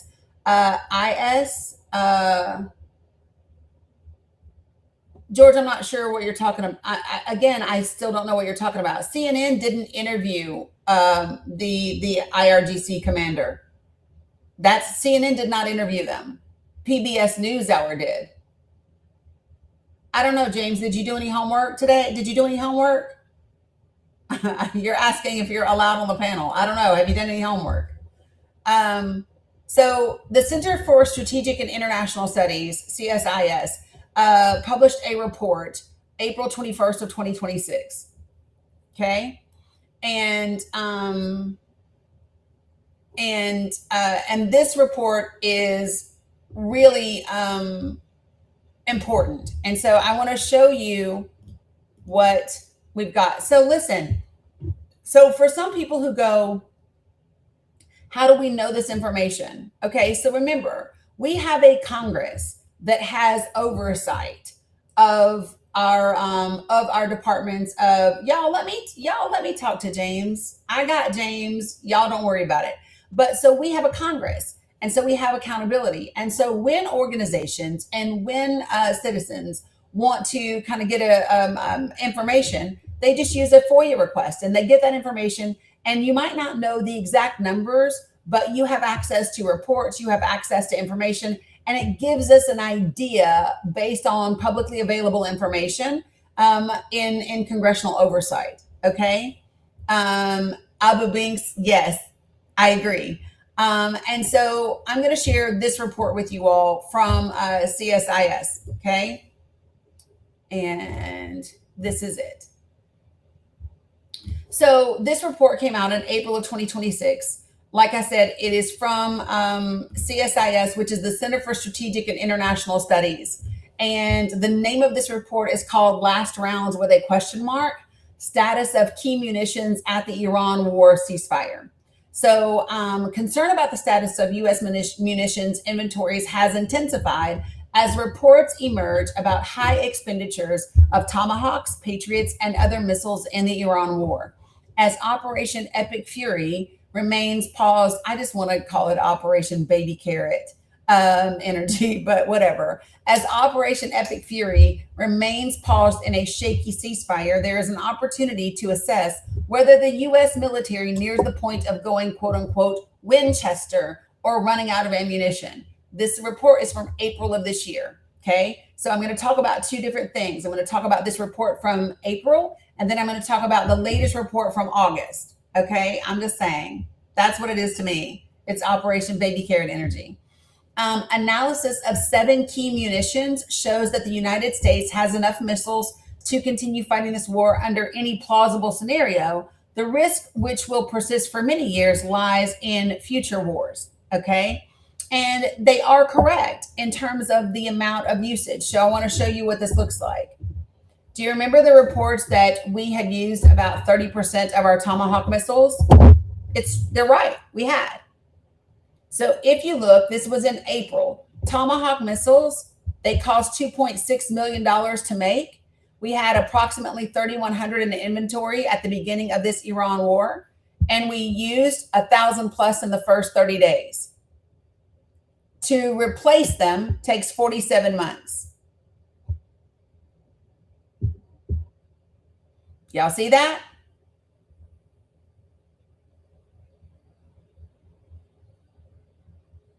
Yeah. Our JASSM, 2.6 to make, right? 4,400, we used a quarter of them in the first month.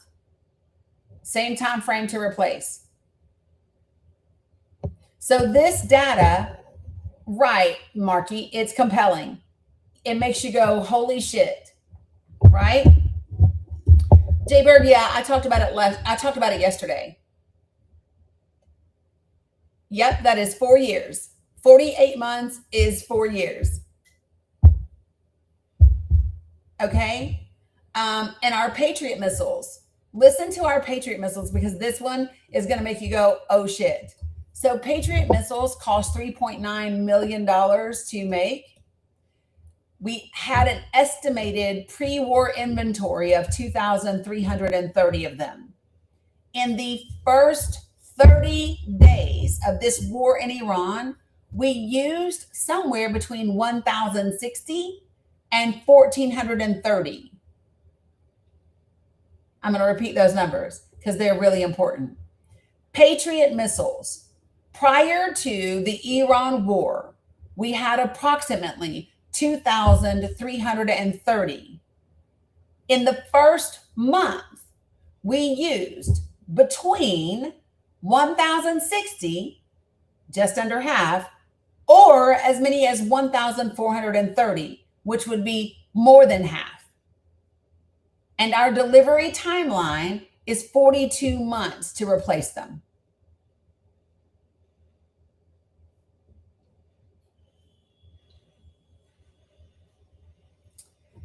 Here's some more information. In the 39 days of the air and missile campaign before the ceasefire, remember this report is from April, U.S. forces heavily used the 7 munitions in Table 1. For 4 of them, the United States may have expended more than half of the pre-war inventory in fucking 30 days. Rebuilding to pre-war levels for those 7 munitions will take from 1 to 4 years as missiles in the pipeline are delivered. These missiles will also be critical for a potential Western Pacific conflict. Even before the Iran war, stockpiles were deemed insufficient for a peer competitor fight. What does that mean? What does that mean? What's a potential peer competitor fight, y'all? Who falls into that fucking category? Russia, China. That's considered a peer competitor fight. So prior to this war with Iran, our stockpiles and our inventory was already considered to be insufficient if we were to get into a fight or a conflict directly with one of our peers, that being Russia or China. And also understand that it is both Russia and China that support Iran. So what's the advantage here? If you put on your thinking cap, which I don't know that that the Secretary for the Department of Defense has a thinking cap to put on, or if his thinking cap fucking works or whatever. But if you think about this, then what you would have understood when you thought about the potential. So, because let me tell you something that I hear MAGA and Trump supporters say a ton. Here's what those folks say a lot. I hear them say, oh, Donald Trump is just doing what everybody else, what all the other presidents said we should do, or said they would like to do. How many times have you heard a Trump supporter or a Republican or a person who identifies as MAGA say, oh, Donald Trump's just doing what everybody else said that we should do, or said they would like to do? Hillary Clinton said she would like to do it. So-and-so said they would have liked to do it. You hear them say it all the time, right? Listen, I would like to do a lot of shit, but there's a reason I don't. Right? And you have to ask yourself, if the majority of the presidents in history have said, oh, I would like to pick a fight with Iran, but I haven't, there's probably a really strategic, reasonable reason why we haven't done such a thing. And you might want to consider what that is before you just go willy-nilly off, firing off fucking weapons and starting wars. But this administration didn't do that, right? Just saying. And there's a difference between being scared and being fucking smart.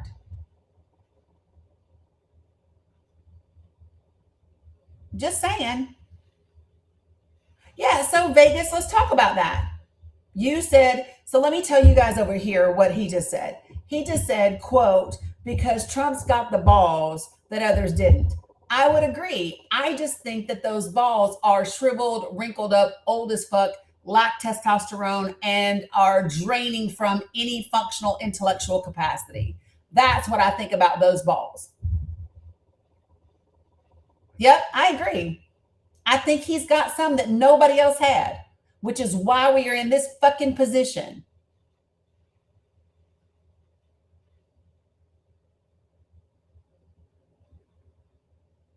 I didn't call him any names. I described what the balls are. You brought up balls. I expounded upon my belief about the balls. If you don't want me to talk about the balls, then don't bring them up. I did not call POTUS a name. I described what I believe the impact on his balls are.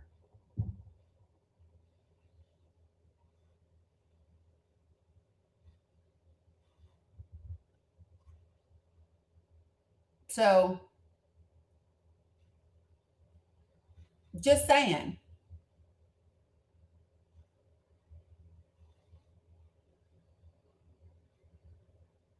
Here are the facts.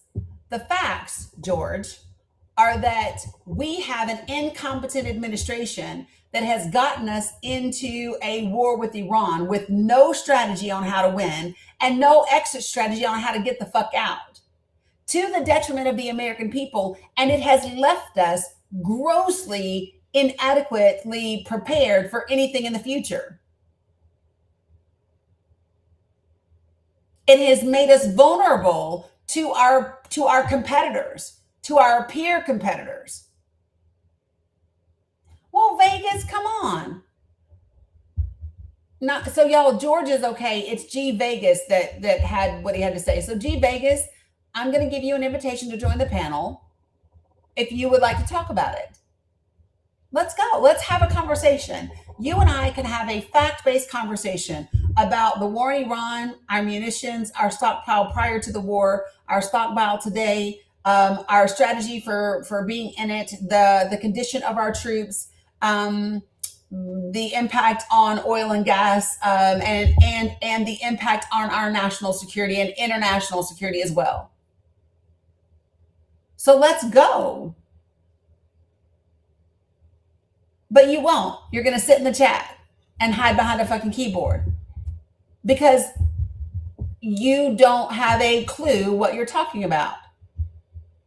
Oh, you have a meeting in a few minutes and you were scrolling away? Sure. Okay.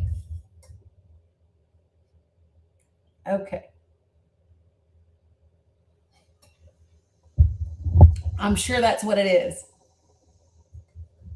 I'm sure that's what it is.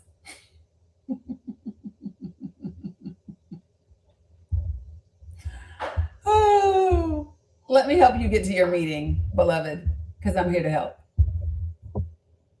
Okay. So again, the point that I really want people to understand is like where we are and how significant this is. So in this report, which I can also throw into, you can't, Scott, I'm just saying. So here's what I'm going to do. I'm also going to throw this report into my link tree.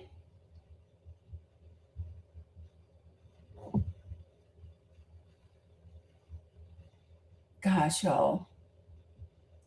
There's so much in this link tree. I'm trying to figure out like where the best place for me to put it is. Here's what I'm going to do. I'm just going to put a collection at the top of the link tree that just says recent topics, so that it might not be any one particular subject, but you'll know that it's things that I talked about. I know I need a table of contents tree. But let me just do this.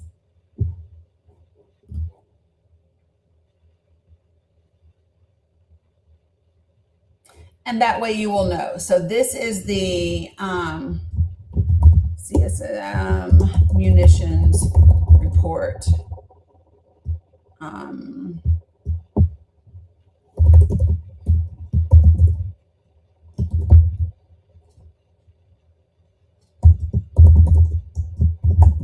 Okay. All right. So I've put this in here as well.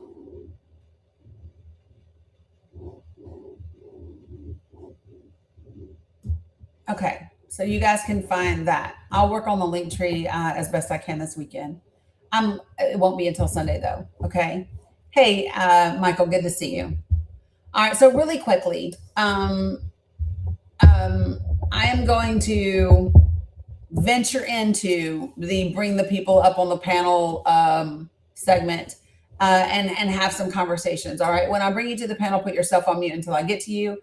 Do me a favor, for everybody that has requested up, can you check your TikTok at the bottom? And if your little people at the bottom, if your people at the bottom are pink and blue, that means you have not requested up. And if you desire to request up, click the little pink and blue people or this box right here that says request. If it's grayed out, that means you have requested up.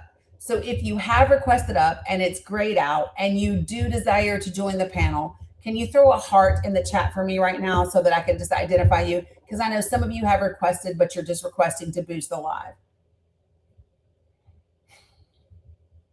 So can you do that for me? No worries, Jesse. Okay, I see you making magic. Anybody else that has requested up that wants to join the panel, drop a heart so I can see you, please.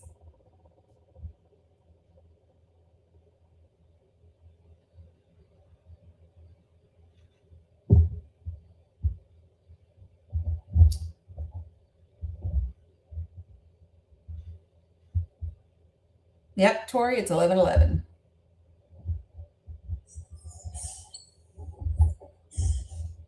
All right, Making Magic. Good morning. What's up? Good morning, my friend.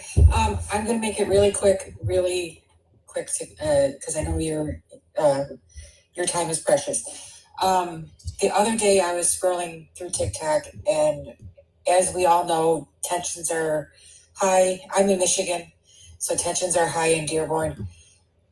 On the 18th, they are having a city council meeting, and the police chief has asked if you do not have business with the city council that night to please stay away, because they have credible information that outside groups are planning something, and they are trying to de-escalate the situation before it even happens. So I know that you have a large following So I'm just trying to get up on panels to make sure that the Michigan people that live in that area, if you do not have business with city council, please just stay home.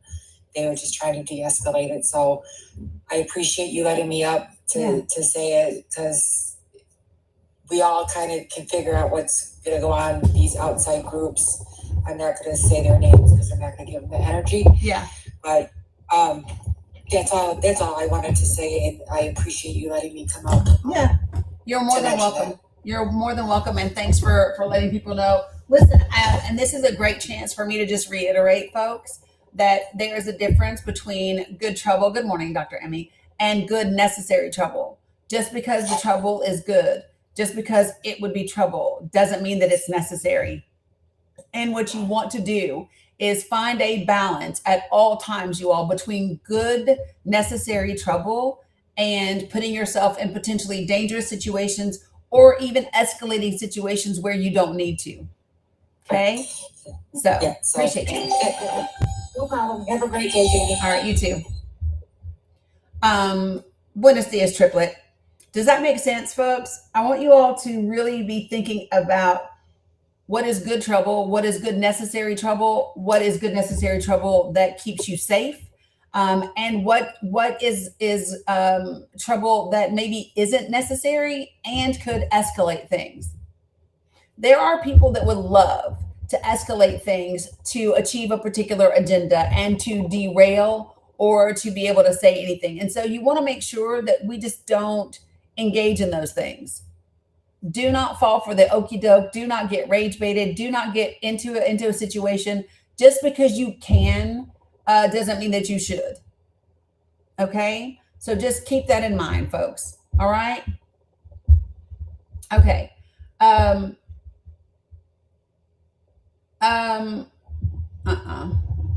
This one right here is going to get blocked because you're not the real deal. Okay. Yes, a cost benefit risk assessment. You got it. Good morning, Michael Anthony. Hey, Tiffany, what's up?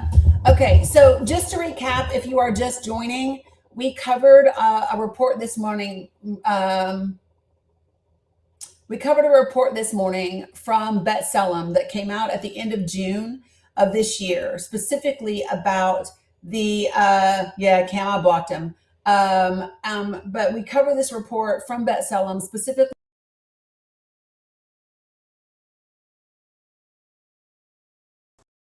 children in the West Bank, and it's escorted by the soldiers. The link to both the video and the report are in my link tree. If you missed that, it's really important, really significant information. And just for the record, the increase in the targeting of Palestinian children in the West Bank began in 2022, a full year before October 7th. Okay.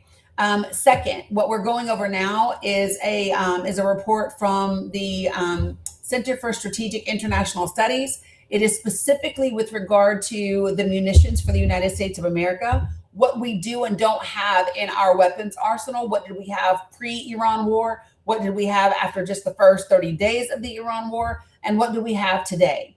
So this study, this report is also in my link tree for you. And it's pretty significant. And so I'm just going to share my screen with you guys one more time and go over just the overview of it.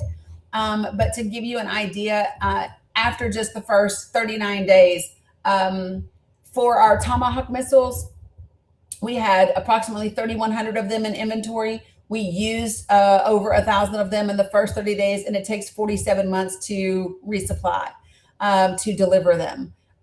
Same thing for our JASSMs. Our Patriot missiles, we had 2,330. We used somewhere between 1,060 and 1,400. So potentially more than half of them, and they take 42 months to deliver, to replenish. This is significant because even prior to the Iran war, what our stockpiles were considered insufficient for a competitor peer conflict. So that would be a conflict with Russia or with China. And the fact that it is even less than now is even more significant and serious. So what do we need to think about that? And James, I'm coming to you in just a second. So what I was saying prior, just a few minutes ago, is that we need to be thinking about the fact that China does support Iran. China buys 90% of Iran's oil, right? Russia supports Iran. It is advantageous for those two powers to prop up and to help Iran and to have this drawn out as long as possible, because it continues to deplete our resources and our abilities to defend and navigate any potential conflicts with those individuals. And that's significant when you think about Taiwan. That's significant when you think about Ukraine and Poland. It's significant. And so I really want people to stop and think about that. So diminished inventories will also affect the U.S. supply of Patriot, terminal high altitude area defense, and precision strike missiles to Ukraine. So listen, when we have diminished inventories, it impacts what we're able to send to Ukraine and other allies and partners that use them. Okay? Right, Scotty, it opens doors. So I just think that it's really important that people, you don't have to know like all the complexities of it, but you do want to understand what we've done and how significant it is, and the level of incompetence that it fucking takes at the highest levels of leadership to put us in this position. And again, this goes back to that interview from the Iranian commander, right?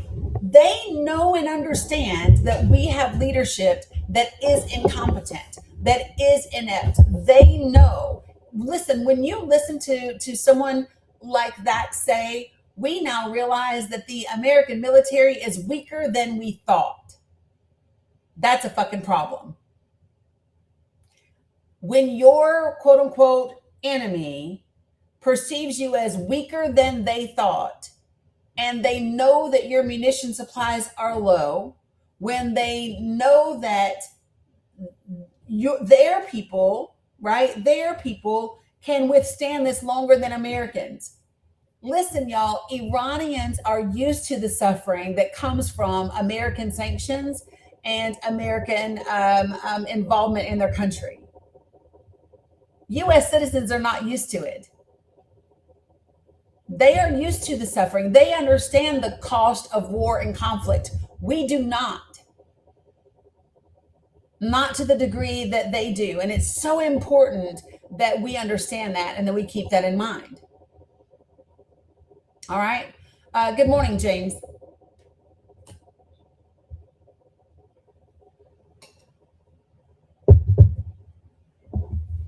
James, are you there?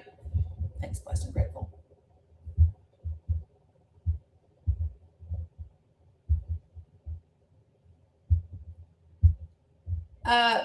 Cam, is it just me, or do I have two Nisi G accounts that are both requested up at the same time?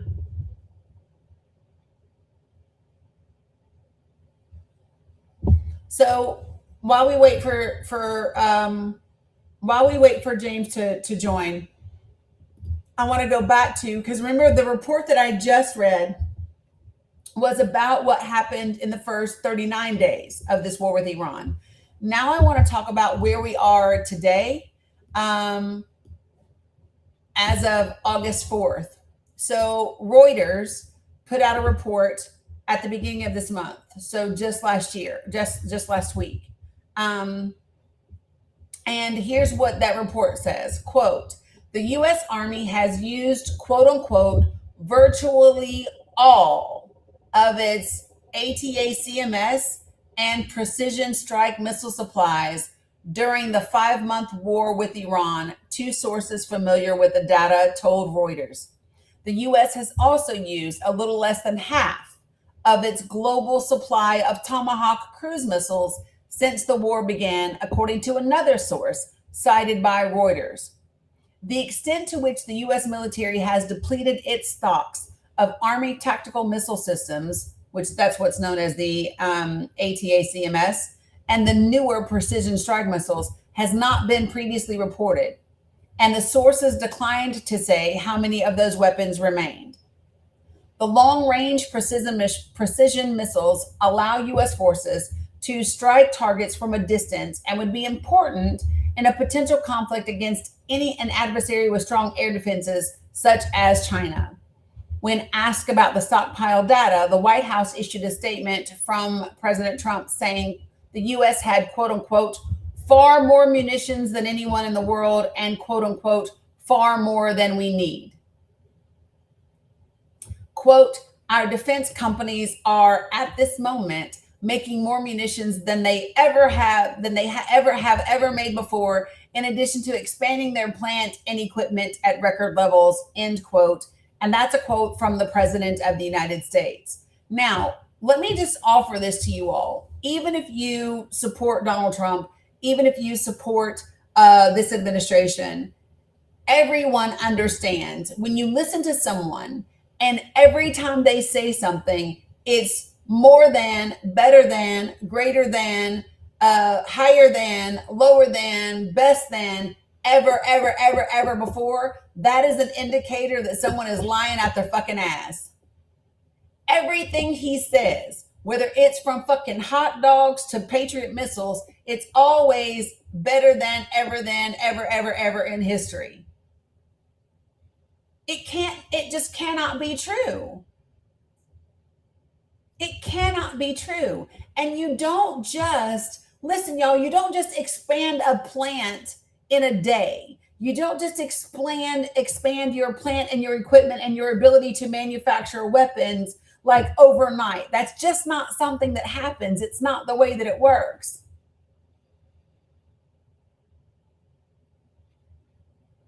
And so it's really important for people to kind of like, come on, y'all. Can we just use some measure of common sense? Yes, Jeff, and that's a great point. The jobs numbers would reflect a rapid industrial boom, and there's not one. Right? So coming on top of all of this, so if you look at like the reports that have happened in the last several weeks, right?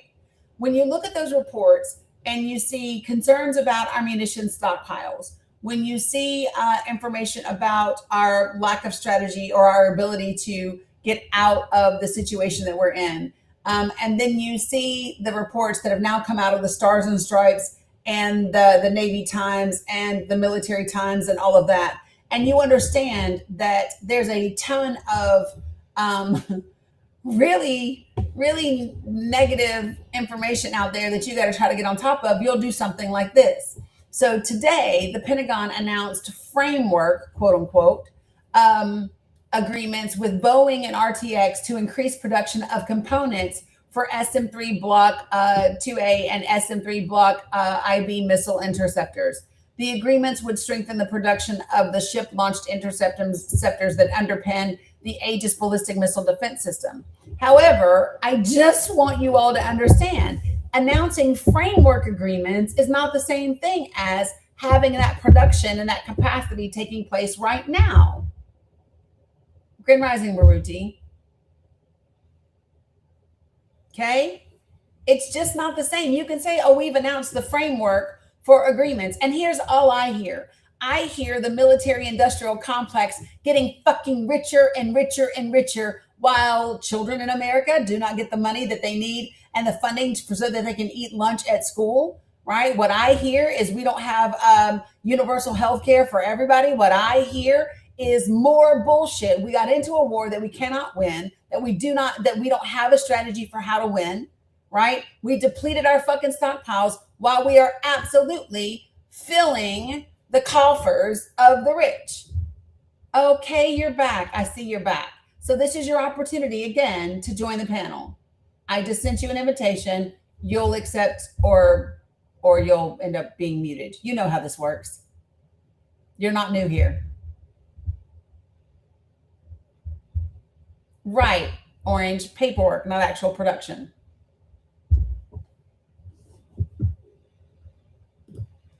Right, Tundra, framework.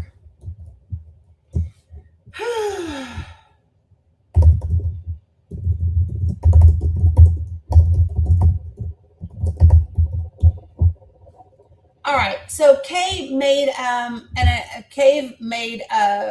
Kay Howe made a claim in the chat that I'm going to address because I don't like fuckery and false information. So his statement was, quote, "No child is starving in the United States of America." Thanks for joining the panel. Kay, can you provide your source for your data and information about food insecurity and or even the widely accepted definition of starving or what it means to go hungry in this country?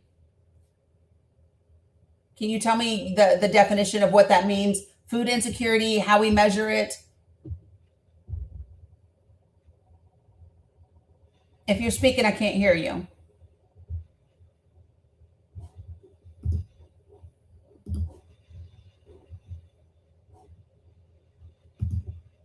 Okay, I can't hear you.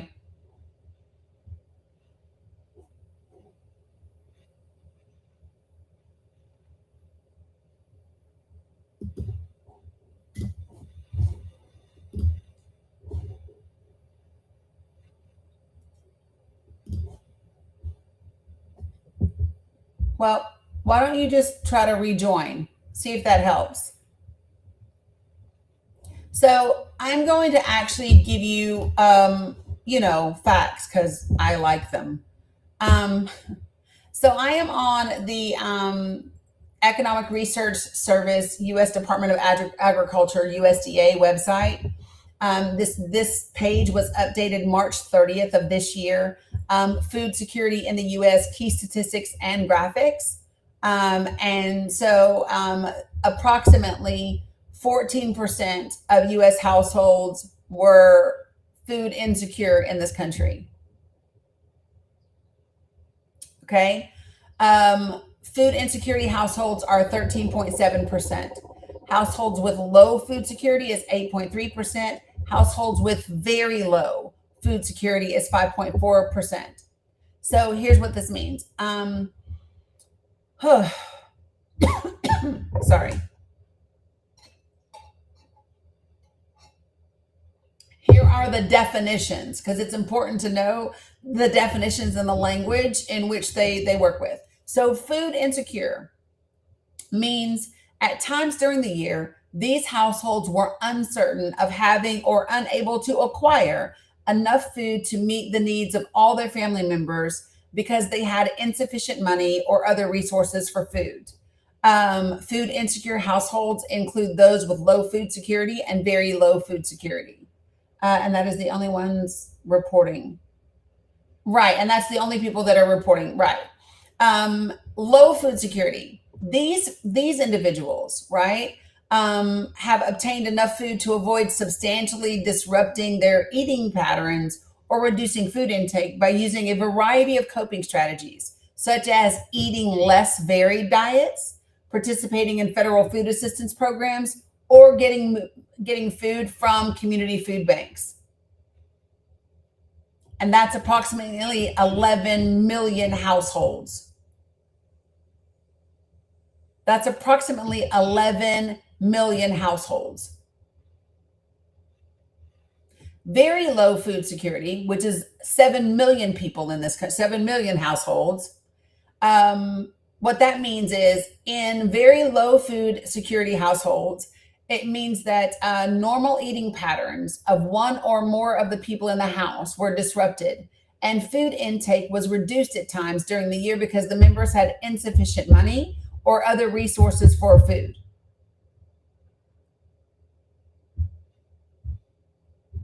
So when you open your mouth and say no children are quote unquote starving in the United States of America, I would ask you, do you know the definition of starving? Do you know what it means to be food insecure? Do you know what it means to not have the resources? Because starving is just an asinine word to use. Because we shouldn't have children starving in the US. We also should not have children that are malnutrition in the United States of America. We should not have children that are experiencing food insecurity in this country. So if your win is to say, oh, they're not starving, yeah, but they are going hungry. And that is unacceptable in the greatest nation in the world. just to be clear. Jeez, oh Pete.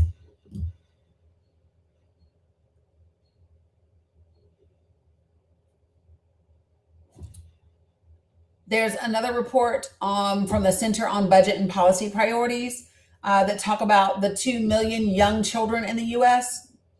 that live in food insecure households in 2023. 33.6 million adults. 33.6 million adults and 13.8 million children, including 2 million that are under 3 years old, live in food insecure households in 2023. 2 million babies, 3 and under 3. But we want to brag about being the richest nation in the world. We want to make fucking penis-shaped rockets and send them to Mars. We want to focus on building as many more data centers as we possibly can, while 2 million children under the age of 3 are living in households that are food insecure. Congress, I would like a fucking word. State legislatures, I would like a fucking word. Governors, I would like a fucking word.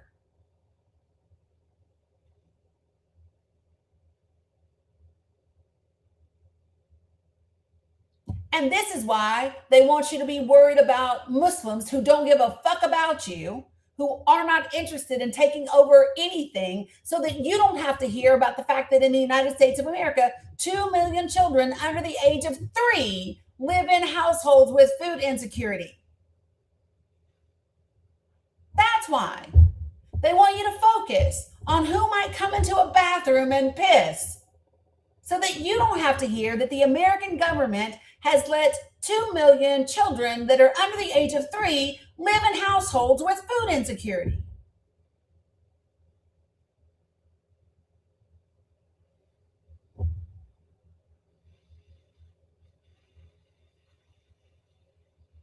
Crazy work.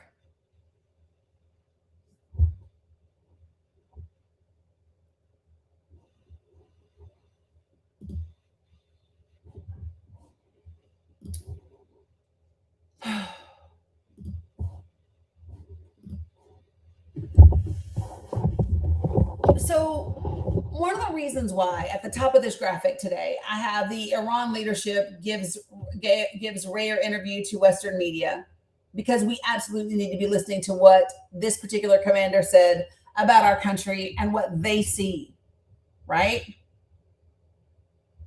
Well, Gonzo, I invited you up here yesterday, did I not? But you were an asshole. So if you can come up respectfully today, that you and I can have a conversation about Islam. But that's going to be the deal. You're either going to be respectful or you'll be muted and blocked. I don't really care. But since you're on this app, literally spreading the hate that I'm discussing, you're more than welcome to come up here and talk about it. I am going to tell you, though, that it is my live. It is my platform. So you'll be on mute until I get to you. I will address you. I will ask you the questions. I will lead the conversation like every other person does when you are in their space. If that's not something that you can do, then don't join.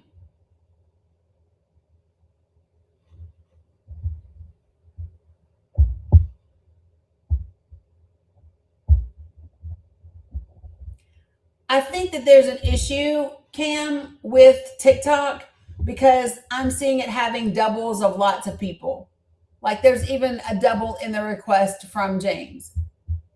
Yeah, so Gonzo, I don't care about your opinion of like whether I'm on the right side of history or not. I'm on the right side of the present. So again, this is your opportunity. Are you able to have a respectful conversation as a grown adult? If you are, feel free to accept the invitation that I just sent you.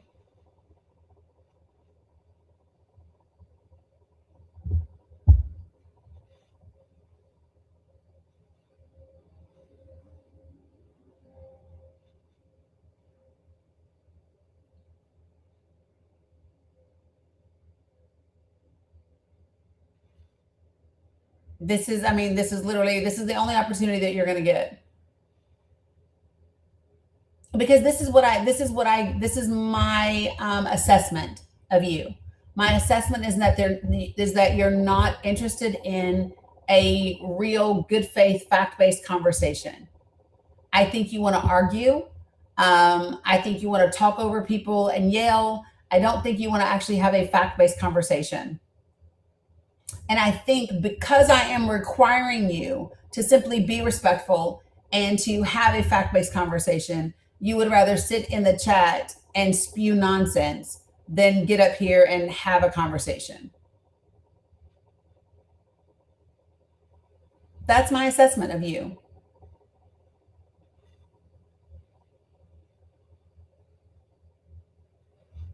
And so let me just be clear, folks. When we watch anything that happens, right? So listen, it doesn't matter whether I'm watching Megyn Kelly, Don Lemon, or Fox News or CNN. When someone has a guest on their panel, then that person introduce the guest, they greet the guest, and then they ask questions, and then they guide the conversation, correct? And it doesn't mean that the guest doesn't ask questions. The guest can ask questions, right? But it is the person whose platform you are on that guides the conversation. We understand that, right? So being as how this is my platform, then I will guide the conversation. So if your delicate male ego cannot handle, right? Yeah. So again, so you don't like yes or no questions but facts can be answered with yes or no. And so let me just share this. I'm not going to be boxed into yes or no questions.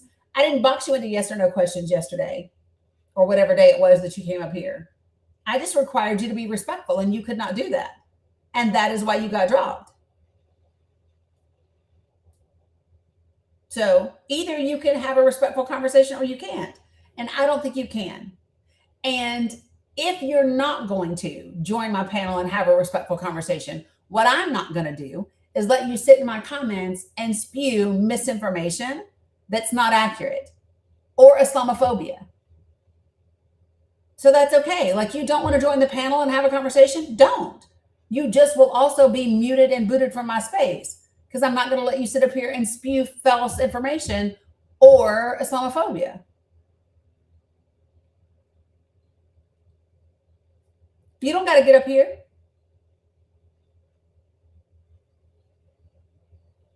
Yeah. It doesn't matter what you think the context for what you were getting into was. It doesn't matter what you believed the context was. Right? What I told you is that I was going to guide the conversation. And instead of allowing me to level set the conversation, you kept interrupting, you kept talking over me. Therefore, you got booted.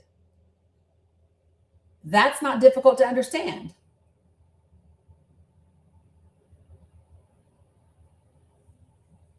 So see this, you're a muzzy hugger. So now you don't exist in this space at all. That's a firm ass block. And when I block, it's a forever block.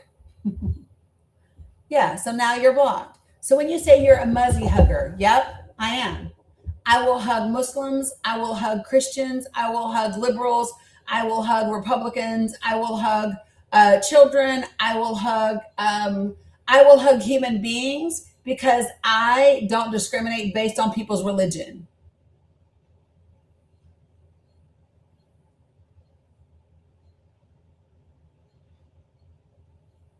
That's it. I don't discriminate based upon religion.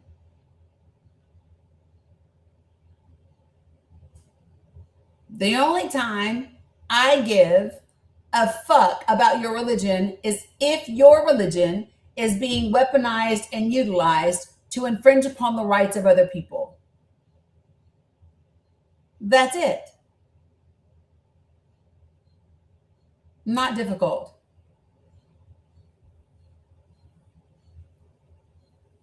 James, good morning. Are you there? Yes, I'm here. Okay. What homework have you done? I can tell you, I went to some of the candidates and read more upon the different candidates. I looked at the gentleman from Michigan, no, the Wisconsin, the governor, the Democrat who's trying to run for governor, and I thought that was a good win for us. I also did some research from the guy running for Senate in Michigan, and continue to look at the mayor from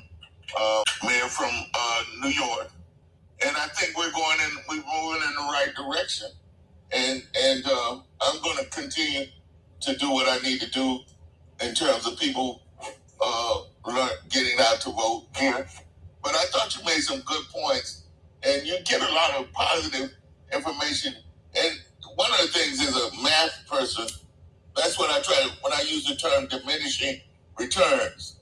It was good to suggest that we were not in a position to even get into a war because our weaponry was not up to where it needed to be. And a lot of our leaders knew that and took the place down. You illustrated how we're in a worse position than we were before. And we're always, I kind of think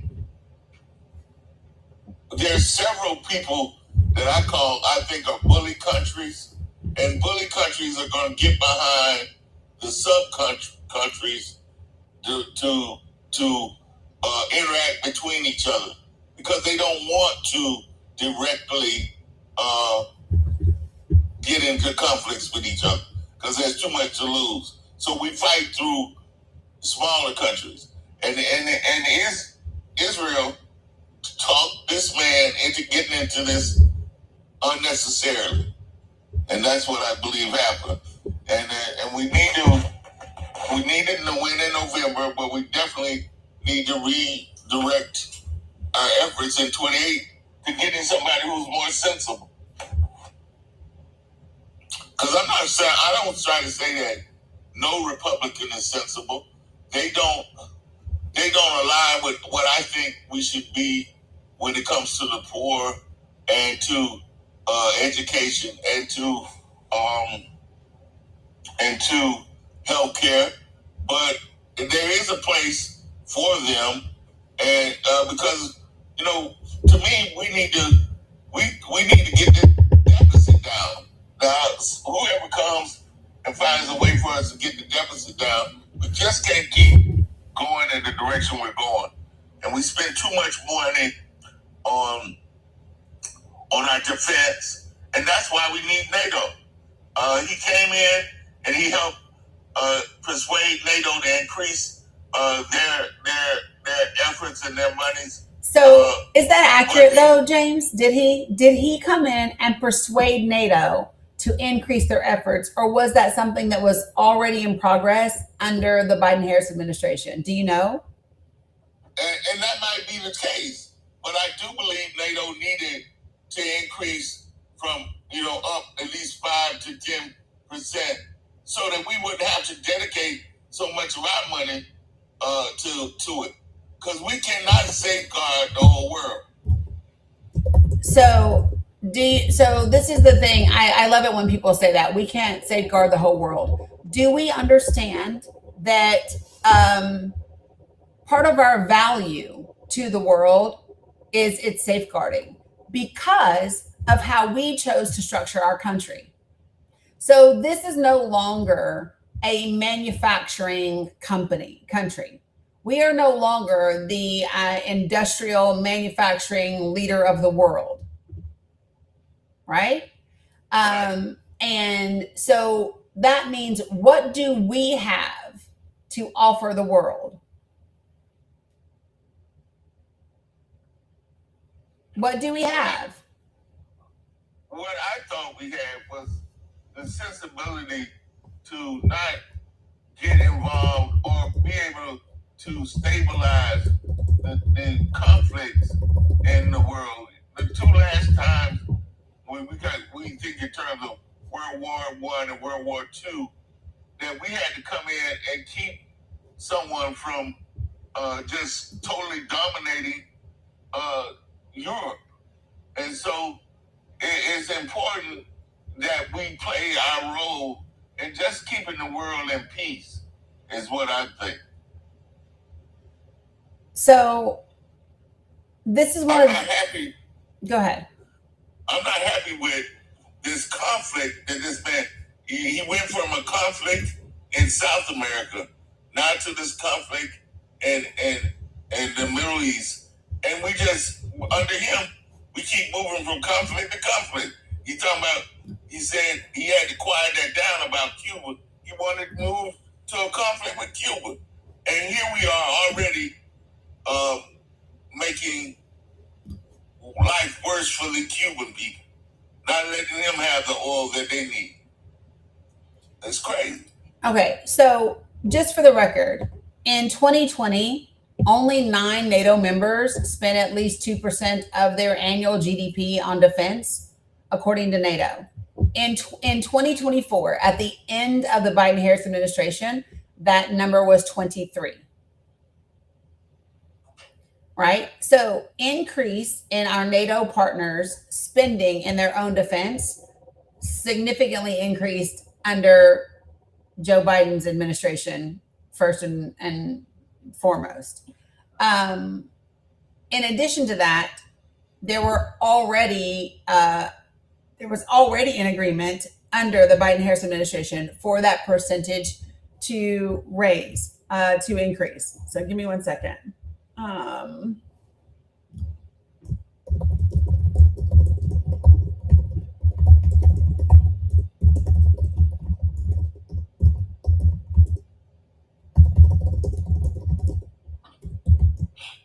All right.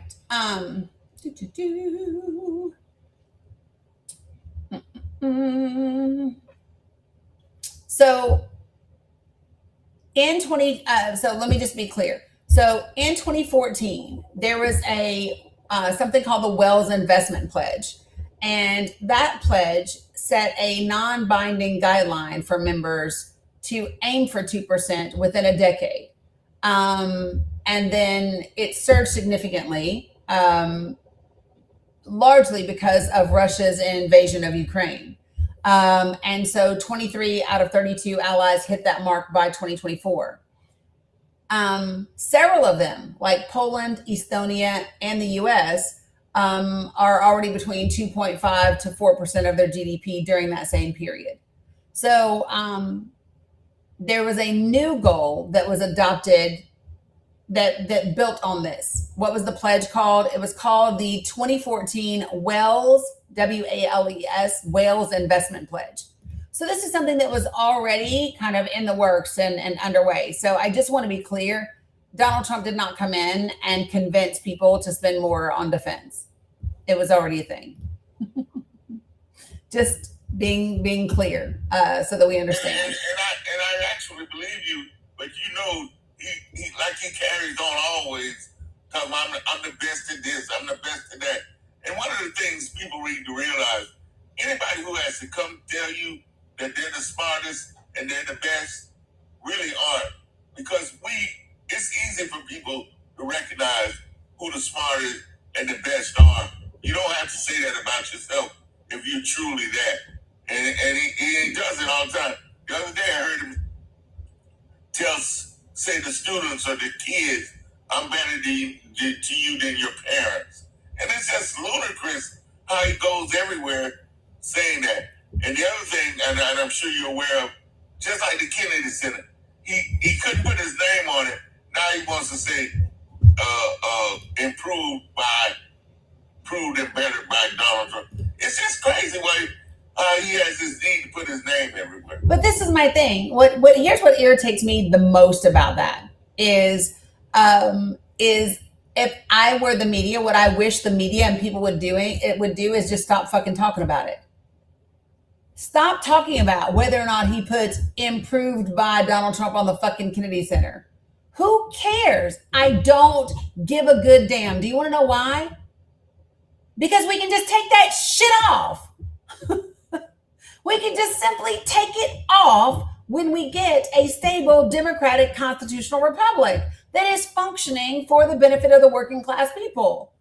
And I just want people to stop talking about the asinine, ridiculous things that he does, especially when it comes to putting his name on things. I literally don't give a shit. But don't you, I guess for me, Danny, I just like him putting that arch up. And I just hate that he focused on non-important issues. And that we just need to, he's our president. He's not supposed to be altering the landscape of our world to live out his legacy. I don't want to be marked up like that. So here's what I'm more frustrated by, okay? I am more frustrated that the president of the United States is focusing on non-important thing, and the rest of the fucking world then starts talking about all the non-important things that he's focusing on instead of focusing on the actual facts that fucking matter. Okay. So if he's focusing on unimportant things, what are you doing by going around talking about all the unimportant things he's focused on? Okay. I won't disagree with that. Well, good. You're right. But the issue is we can't. He's spending millions on that arch, and then we have to come back and destroy it. So we wasted millions. So we already know that, and that's not relevant today. I don't give a fuck about spending millions for that arch if we can save democracy in the country. If we are able to close the loopholes that have been exploited by this administration, I don't give a shit. I don't give a shit. I don't care. We will deal with that arch whenever we fucking get there. I don't care. What I care about right now is doing what we need to do to shore up the country and Congress and our state legislature and the Supreme Court and our federal judicial appointments. That's where the focus has to be. Right. The rest of that, we'll get to it when we get here. I don't give a damn if those columns stay there for 10 fucking years. I don't care. As long as we are doing the work that we need to do to shore up the country. Period. So, Night Wolf, apparently you don't understand what the country is. And if you want to talk about it, you're welcome to join the conversation. And we definitely need to put in place something says we don't want no convicted felons to be president. I don't know. No, that's just dumb. I should never have to make a fucking law that says we don't want convicted felons to be president. We should have an engaged body of people that knows better than to vote for a fucking convicted felon to be president. I do not listen. If we have to make a damn constitutional amendment that says a felon can't be president, then Americans have fallen all the way fuck off and we deserve whatever we get. True. Nobody should have to tell your dumb ass not to elect a fucking fraudster. Nobody should have to tell you not to elect someone that has committed sexual violations against a woman and been found guilty, adjudicated guilty in court. Yeah, true. And by the way, Luigi pled guilty. Luigi Mangione, breaking news, folks, says, quote, I shot Mr. Thompson, and pleads guilty on federal charges linked to the healthcare CEO's killing.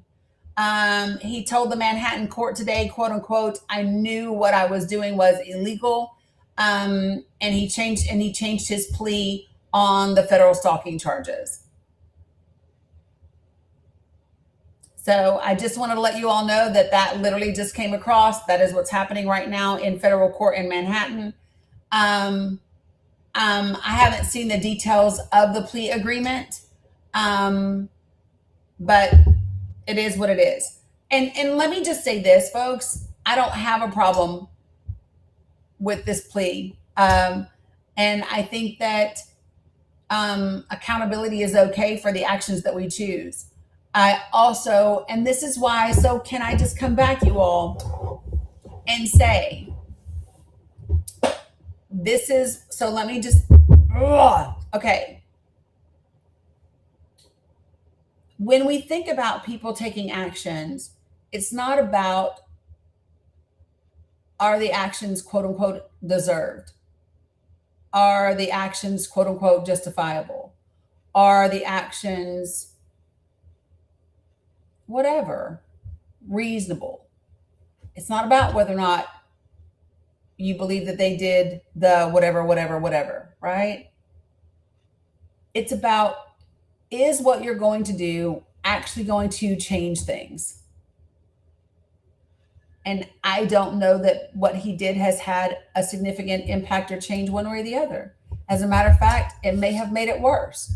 I have now seen videos of specialists talking to peer specialists trying to get insurance approved for patients, and them refusing to even, like, literally the peer doctors refusing to identify themselves and hiding behind what happened to Brian Thompson as a reason for maintaining their anonymity.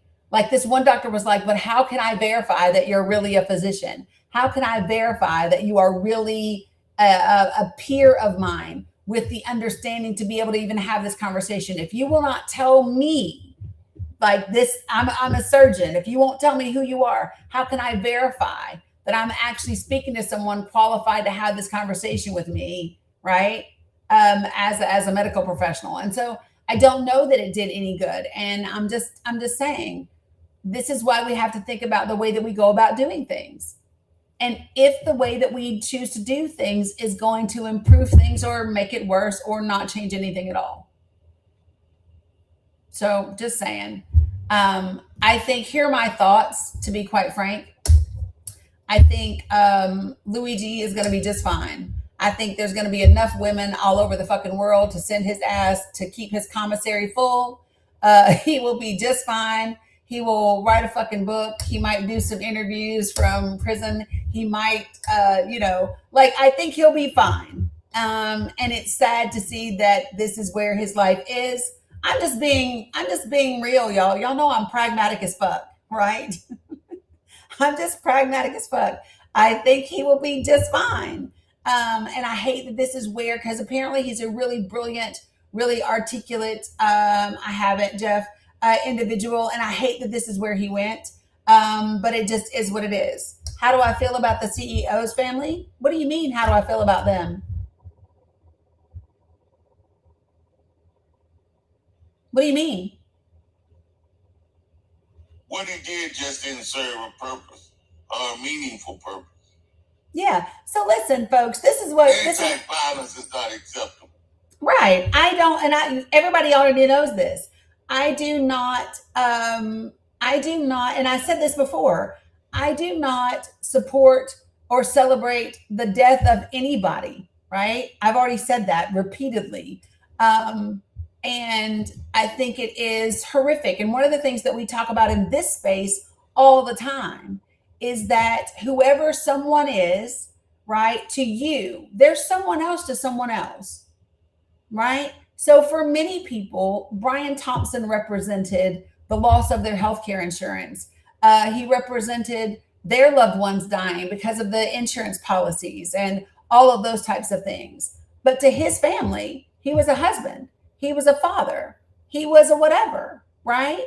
And so those people are going to mourn his loss, as they should. That's their loved one, right? So my ability to sympathize with a family doesn't have anything to do with whether or not I am saddened over over that person leaving this earth, right? I can have sympathy for the family and what they are experiencing without me being saddened over this individual. Because, like it or not, that individual did a shit ton of harm. And one of the things that I think we do a disservice is by acting like there's anything different just because you are sitting in a suit in a corporate building, in a corner office, making decisions that you know will kill people is no different than making those choices walking down the damn street. Right, but ultimately, he got replaced by the same kind of person. Correct. So you didn't do anything to alter the situation. Which is exactly what I just said. Yes. Yeah, you alter it by putting a different person as the CEO of putting a changing policy. Well, so here's what I know.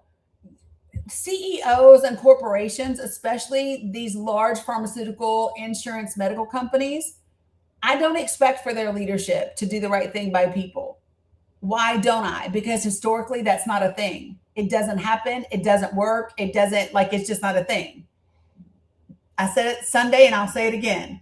If we could rely on corporations to do the right thing by people, we wouldn't know who the fuck Erin Brockovich is. There would have never been a need for her ass. Okay? So that's the thing. So that what we actually need, James, if we want to change the insurance industry, then we need to change Congress. And we need to change the laws and the systems of how healthcare works in this country. Right. And when they get adequately punished, then they'll make a change. So tell me what adequately punished is. I want to know. They're punishing their bottom line and putting some of them in jail when they do the wrong things. Yeah, so let me be clear, the way that the current system works, when we have individuals, so let me just, the most clear example that I can give you is Rick Scott. When you have an individual that can commit the largest healthcare fraud in the fucking history of the country to the tune of $1.7 billion with a B, and then that person can go on to become the governor and the fucking senator and the advisor to the president after committing billions of dollars of healthcare fraud. Listen to me. There is no fucking accountability within our healthcare system and our government for these individuals.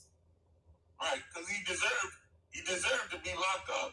And I'm from Florida, and I knew about that the whole entire time. And it was crazy that he got elected to governor and then to the Senate after what he did. And what he said was, I didn't know. No, he did know, which is why he was removed by the board. So the board removed him in 1997 after the first IRS FBI raid. So for people that do not know, this went down in two sections.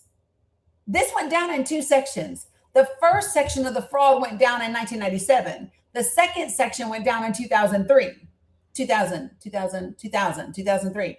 So just right with the $230 million severance package. Exactly. And so we do this all the time. We allow these individuals to defraud the government. They get a shit ton of taxpayer dollars for their businesses, for the treatment of American citizens, right? They defraud the fuck out of us. Then they make a deal with the government where they pay back pennies on the fucking dollar of what they stole, right? And then they just go on to other companies and they keep doing it. They're never prosecuted. They're not put in jail. They're never held to account. And then they get fucking federal pardons. Listen, look at Diana Harshbarger's husband.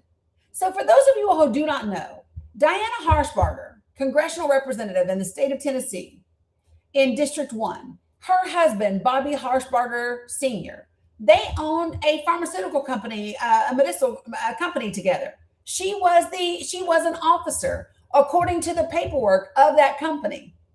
He bought and sold fake ass pharmaceutical drugs for patients on dialysis in Kansas, right?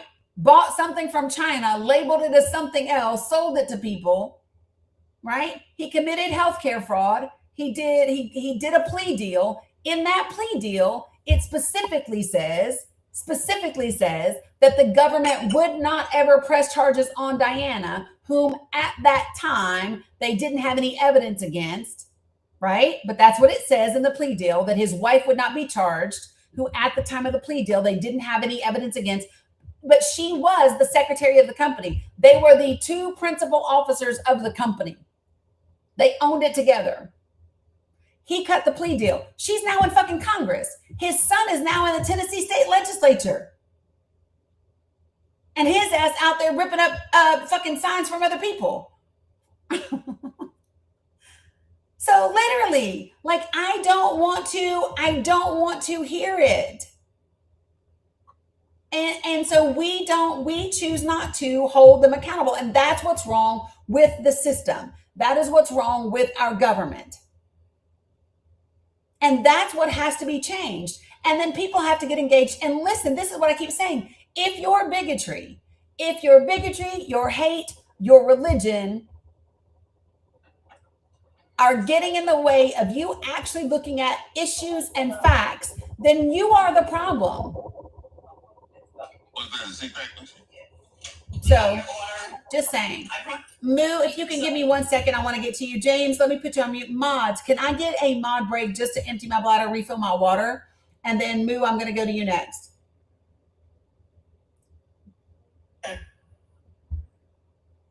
Can I get a mod?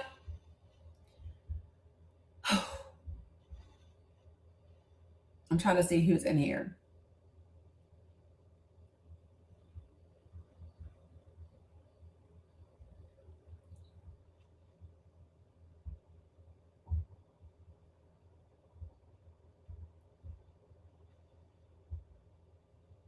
Awesome. Yeah, I don't care who it is. I just need a mod that can allow me to take a quick bio break and refill my water. That's it. Yes, a Mooney. That works. I'll be right back. Hello. Anyway, guys, this is your girl, A Money with the shmoney. I'm just kidding. Hi guys.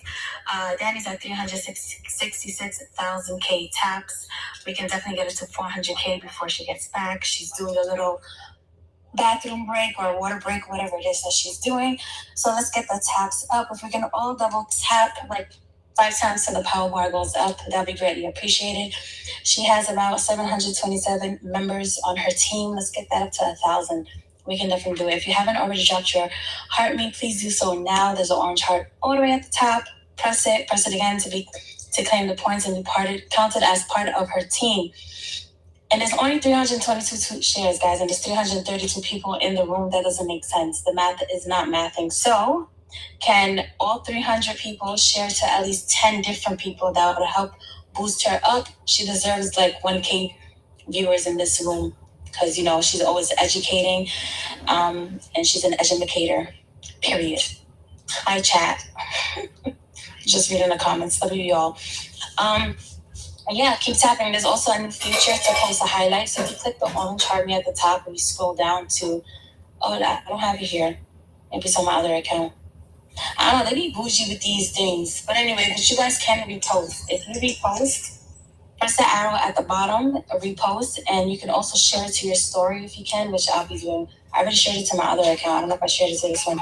But yeah, y'all can repost and share it to your stories. That'll also help boost her up and, you know, get my girl on the algorithm to the FYP page. Yeah, girl, they was mad at me. I showed a video from Bet Selling today, and so I had to restart my live because I got a visibility thing. Yeah, I hate those. Those visibility ones are the worst. Yep. And it wasn't for 10 minutes. It was literally for the whole fucking live. So I had to restart.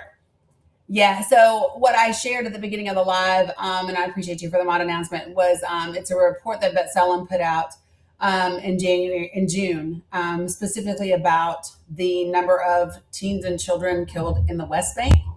And you know, there's not a lot of people that talk enough about that. But they did a full-on investigation there. The names, the ages, and the circumstances of all of the children are included in it. And so I played the video and I was like, I'm probably going to get a visibility, whatever, but I don't give a shit. And so I just restarted. But the video and the report are in my link tree if anybody missed it and you want to take a look at it. I didn't know there was a video, so I'm going to check that out. Yeah, so A-Money, the video shows, oh my God, the one boy, it's just horrific because he's still alive and he's sitting up and literally they say the boy is still moving. He's just sitting up and then all of a sudden he just falls out. They just let him bleed out is what they did. But it's a collection of videos. And so it's the faces and the ages and the names of those individuals. And it's also clips from some of the actual unalivings themselves. It is a lot. So it's in my link tree. If you missed that earlier today, please go check it out and make sure that you share the information. So. Dani. Also, they're stealing homes. I think this week they demolished over 20 homes so far. For settlers. So, yeah, there's also that. 100%. Yep. So, appreciate you, Amoni. All right, so I'm just going to level set, and then I'm going to go to Moo, the Tuxedo Cat, next. Folks, if you are new to me, please do me a favor and just follow the guidelines in this space. I only ask for 4 things. Ask that you be respectful, that you don't use slurs, that you don't spam my comments, which means don't say the same thing 5, 6, 7 times. It's not good for the chat. And then last but not least, don't type in all caps. And that might seem like very minuscule, but I have individuals that are in this community that are vision impaired. And so all caps are reserved for those folks and my moderators only. So if you can do that, then we can have a conversation and we're going to get along just fine. All right. Hey, Money, let me know if you want me to drop you or not. And let me just say this, sis, we are going to do a Pally panel. It is just going to be limited because things are tight for folks with kids going back to school. So it's going to be probably just our usual folks. And maybe like 1.5K, you know what I mean? Like it's just, people are tight. So, but I'll let you know when we're going to do that. All right. Moo the Tuxedo Cat. Good afternoon. And how are you? Hello, how are you? Thanks for bringing me up. I appreciate it. Yep, you're welcome. So what is your age for TikTok purposes? I'm 45. Okay, awesome. And what would you like to share? Oh, so I heard you ask Too Tall what America had to offer since our military was revealed to be a paper tiger by Iran and we can no longer offer like military protection like we have. I think really what we're relegated to is our consumerism because Trump really just handed the world economy over to the BRICS and is going to relegate us to a Western Hemisphere hegemon. But I do think that this is a good opportunity to revamp our military, cut the military budget. I mean, obviously our military is a slush fund at this point if we can't even beat Iran, Iraq, Afghanistan, Vietnam. So I think it's clear to us at this point that we need to reduce our military budget and invest in programs for the middle class and draw down on the amount of military that we have at this point because it's been proven to all be a paper tiger. Gotcha. Yeah. So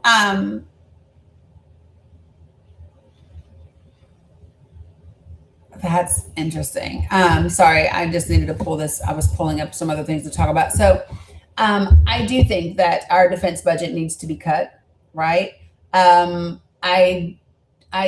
don't know that I would refer to the country or our military as quote unquote a total paper tiger. What I would say is that there are different agendas that have been at play and involved in our conflicts around the world, and so that has, like when you say since we can't quote unquote, since we can't even beat Iran. I don't know that that's an accurate statement because I don't even know what that means, right? Because like if the United States of America wanted to drop a nuclear weapon on Iran, we could. And would that technically be winning?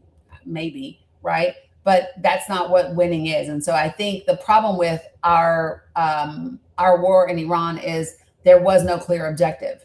And when you... And the issue, Dani, just to tell you just how I feel, we want, when that happened to Japan, we took that off the table for everybody. We cannot, nobody can do that anymore, participate in that more if you're going to be humane. Because that was very inhumane no matter what you say. We can't go to that point with taking lives away anymore to any other. So that's off the table. And that's why we need to be aligned with NATO.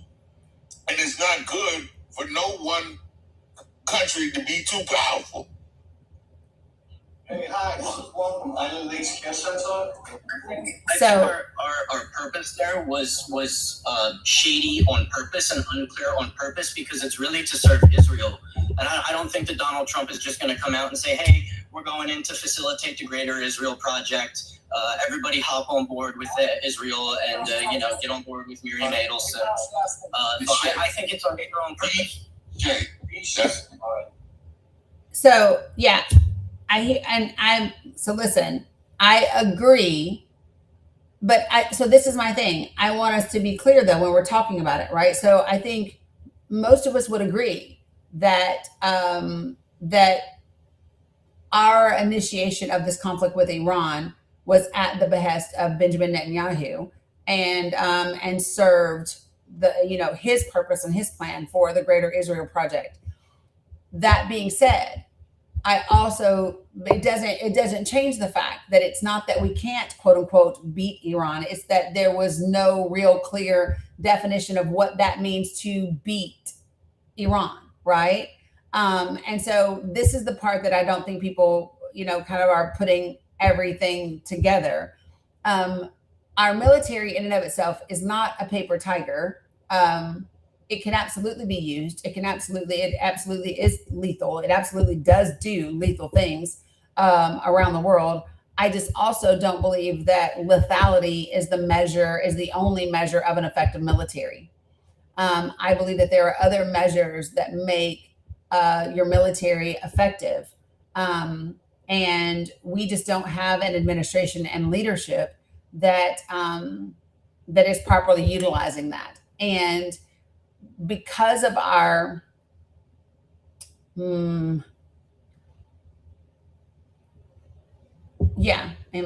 because of our relationship with the military industrial complex, then it is, I would agree that it is quote unquote a slush fund to some degree. That also doesn't mean that so I want to get away from the polarities, right? Like the Department of Defense can be a slush fund and we can still have an effective military. Like those two things can be true at the same time.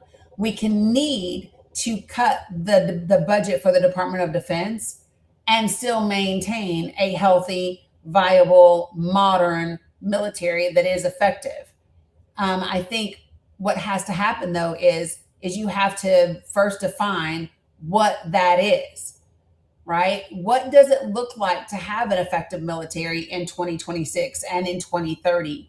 And what's required? And is that different from what it has always been? And I would say, yes, it is. And so all of those things, I think that there's just different places of intersectionality where the existence of one thing does not mean, the absence of something specific. I think that we need to leave room for the duality that exists in these conversations in order to develop something that actually truly does work for the benefit of the country, especially as we exist in a geopolitical environment. Yeah, I agree with you that the military definitely needs to change. I don't know how effective we really are because Iran was able to target our logistics very easily and cripple the world's greatest navy in a matter of under a month, really. So I don't know if I'll agree with you as far as the military not being a paper tiger or a total slush fund, but I will agree with you that it needs to change. So let me ask you, Tuxedo Cat, have you ever served? Yeah, I was U.S. Navy from 99 to 2005. I did 2 tours in Iraq. Okay. And so would you agree that the ability to neutralize or not neutralize our military in any particular area has a lot to do with the overall strategy of the mission and the folks in the highest levels of leadership, right? Because what are you neutralizing if you don't actually know what the game plan is? It's not as if the Navy went into Iran with a particular agenda of what they were going to accomplish. So when we say neutralize them, in what way? Did they have a clear objective to start with? I don't know that that's the case. I mean, part of that is because we've had the weakest leadership ever doing it. I mean, when you first came in talking about he was smarter than the generals, you had a person come in who just wasn't capable understanding how the world worked in terms of military. Yeah. They ain't never been in the military. Right. I mean, it isn't this instance that we got battered, right? We've gotten battered in Vietnam. We got raffle stomped in Afghanistan. I mean, this isn't a one-time thing. There are many examples where our military has fallen very short, where they've advocated us that we should be very strong and very successful. So this isn't a lone situation. This is a reoccurrence over and over again. But here's what I would ask you is, what is the commonality? What are the commonalities between Vietnam and Iraq and the places that you just named? What's the commonalities? America's unfettered need to be imperialist and unbridled scaredom of communism. Well, that was the common, that's what they used. But what you found were objectives. So, hey, folks, I went ahead and brought Raja up. So the commonality is that there was no clear objective. The commonality is that it wasn't our war to be in. The commonality is it wasn't for a clear. It was for the military. Like, that's literally the commonality, right? So when you talk about Vietnam, what was the win exactly? Like, what would have been the win, right? And so I think it's really important that we identify that that's the similarities. I can come to an agreement with you all. And part of that was because we were trying to support South Vietnam, but didn't actually understand the lengths those people would go to keep them from being two separate countries. Okay? They were not going to allow South Vietnam to exist and be split like that. And so you can support the move for democracy when you have an opportunity, but you still need to understand what the playing field is like. They just did not want a split country like you have with North and South Korea. They didn't want a North and South Vietnam. Yeah. So, sorry. No, go ahead. I was coming to you. I think that any time a country starts to have any success with socialism or communism, it has to wave its flag, pretend it has a cause, go in there and screw everything up. And that's what Yeah, and you would not be wrong, right? So when people say things like name a successful socialist government or name a successful whatever, one of the reasons why you can't name them is because we've gone in and toppled those countries at the first glimmers of real success under that ideology, right? And so, yeah, that's a thing. And so you're not wrong. I just think that so Tuxedo Cat, one of the things that I think is important though is to be able to acknowledge the different places of intersectionality, the root causes and the commonalities that we see in each of these things, and make sure that we're not drawing, causation just from correlation, because then it's not productive for how we move things forward and create something that truly does work. Because we absolutely need to have a modernized, effective military that works across the board. It's just gotta, we gotta see what that looks like and how it works, and then have leadership. And have leadership that actually knows how to lead. Hold on, James. James, hold on a second. I was talking to Tuxedo Cat. Okay. I agree with the points you're making, and I think one of the ways we move forward is by, and I'm so happy that it's happening this primary season, that we focus on getting the dark money out of elections. Yep. I think that that's a clear path forward to cleaning up the military budget. And the problems we have with the Pentagon not being able to pass their audits. Correct. Yep. Never passed an audit. And so this is one of the things that I think. So Tuxedo Cat, are you familiar with SB 2471, the bill that was passed and signed into law in Hawaii? Are you familiar with that? Unfortunately, I'm not. Okay. So what they did was they wrote a bill called it's called limiting the powers of artificial persons, in other words, corporations, right? And so this is a state level bill designed to impact the level of corporate money, super PAC money, dark money in politics in the state of Hawaii. And people know that it's going to be challenged in court, right? However, it is a great move forward, and it gives us the opportunity to set precedent, right? So one of the things that that I've encouraged folks to do is to in Project for the People, I have a bunch of resources. This particular bill is one of them, along with a sample petition, and giving people the opportunity to get local signatures to support the passage of this type of legislation across multiple states. Imagine when you do that and you build, you have that being done across states, and then pushing Congress for a federalized version of that bill. One of the other things that we're talking about when we're able to get a progressive majority in the House and in the Senate is finally getting the Disclose Act passed, right? The Disclose Act has been initiated, good gosh, ever since 2010, right? And it was introduced this year too. And no Democrats are actually talking about it. So the Disclose Act was first put before the Senate for a vote right after Citizens United happened, right? And then nothing ever happened. The Senate didn't do it. And all it does is it doesn't get rid of, quote unquote, the dark money and the corporate money. But what it does is it requires transparency, right? It requires you to identify who are the individuals, who are the corporations that are behind the millions upon millions of dollars that are happening. And so even just that is a step in the right direction, right? Does that make sense?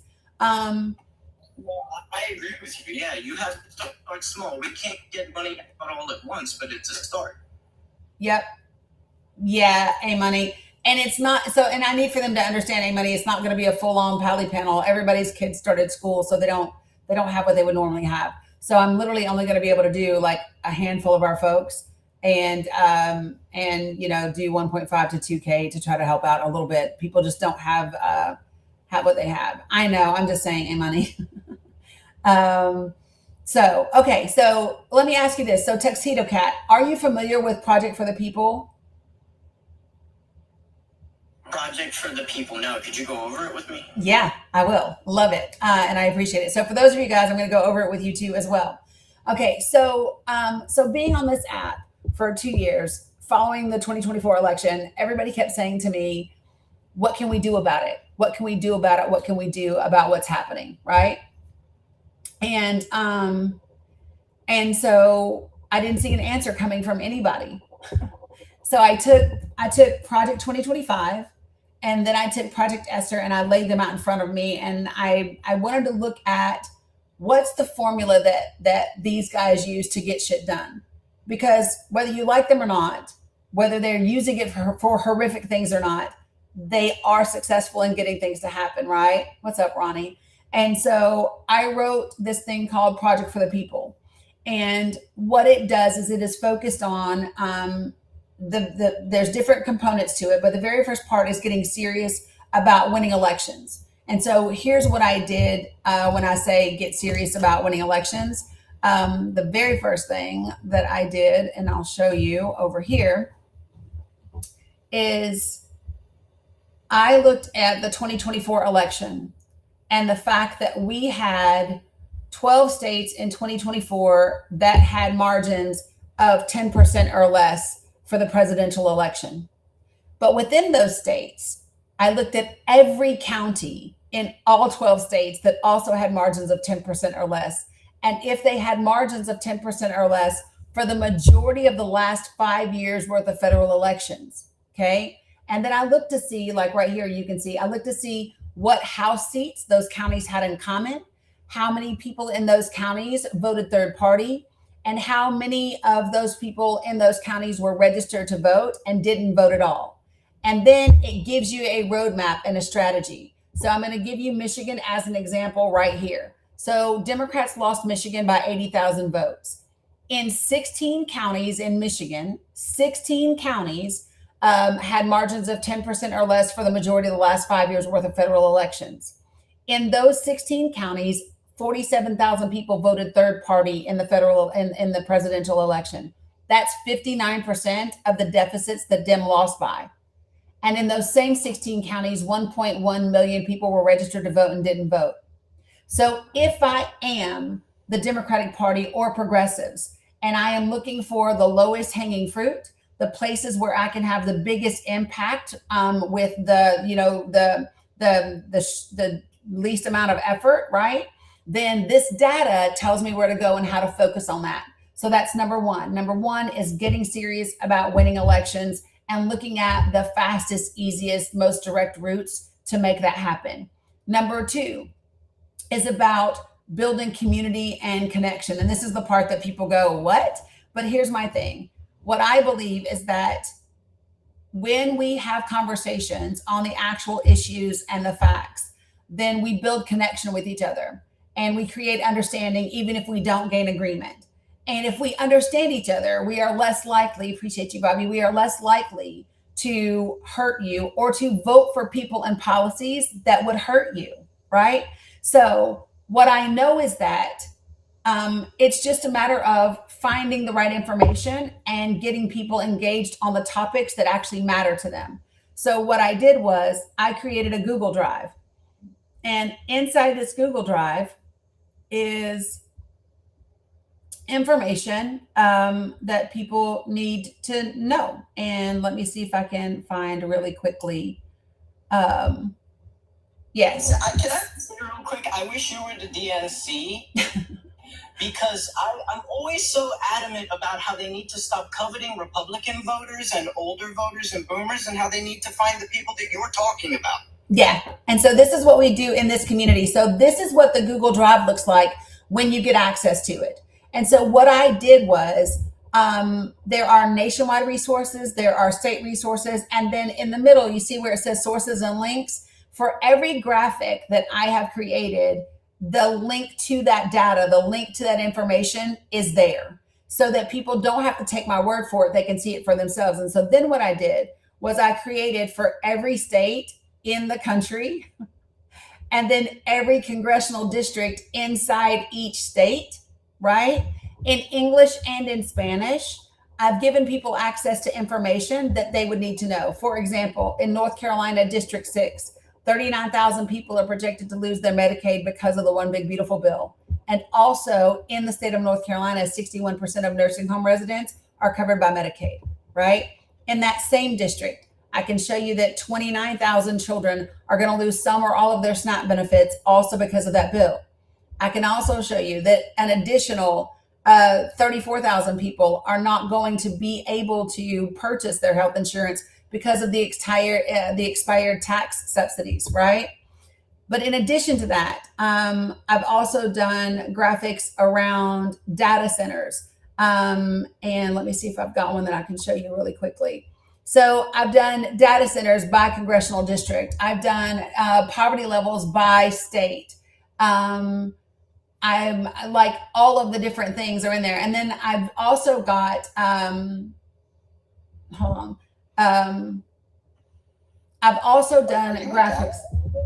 No. So I've also done graphics. So like the newest campaign is, so let me just show you, I get excited. So the newest campaign is called 3 Things That We Can Get Done. Okay. It's a effect on TikTok. So here's what it looks like. So one of the news, so I'll show you the data center graphics, but I'll show you my screen. I'll share my screen to do that. So let me show you. So here, this is what it looks like when you're looking at the data centers. Okay. And so for every single congressional district, I can show you how many there are total, how many are operational, how many are, money, please. Yes, please. And so, but again, like when you go here, this is 3 reasons, right? So this is also another thing. I will in just a second, guys. Give me a sec.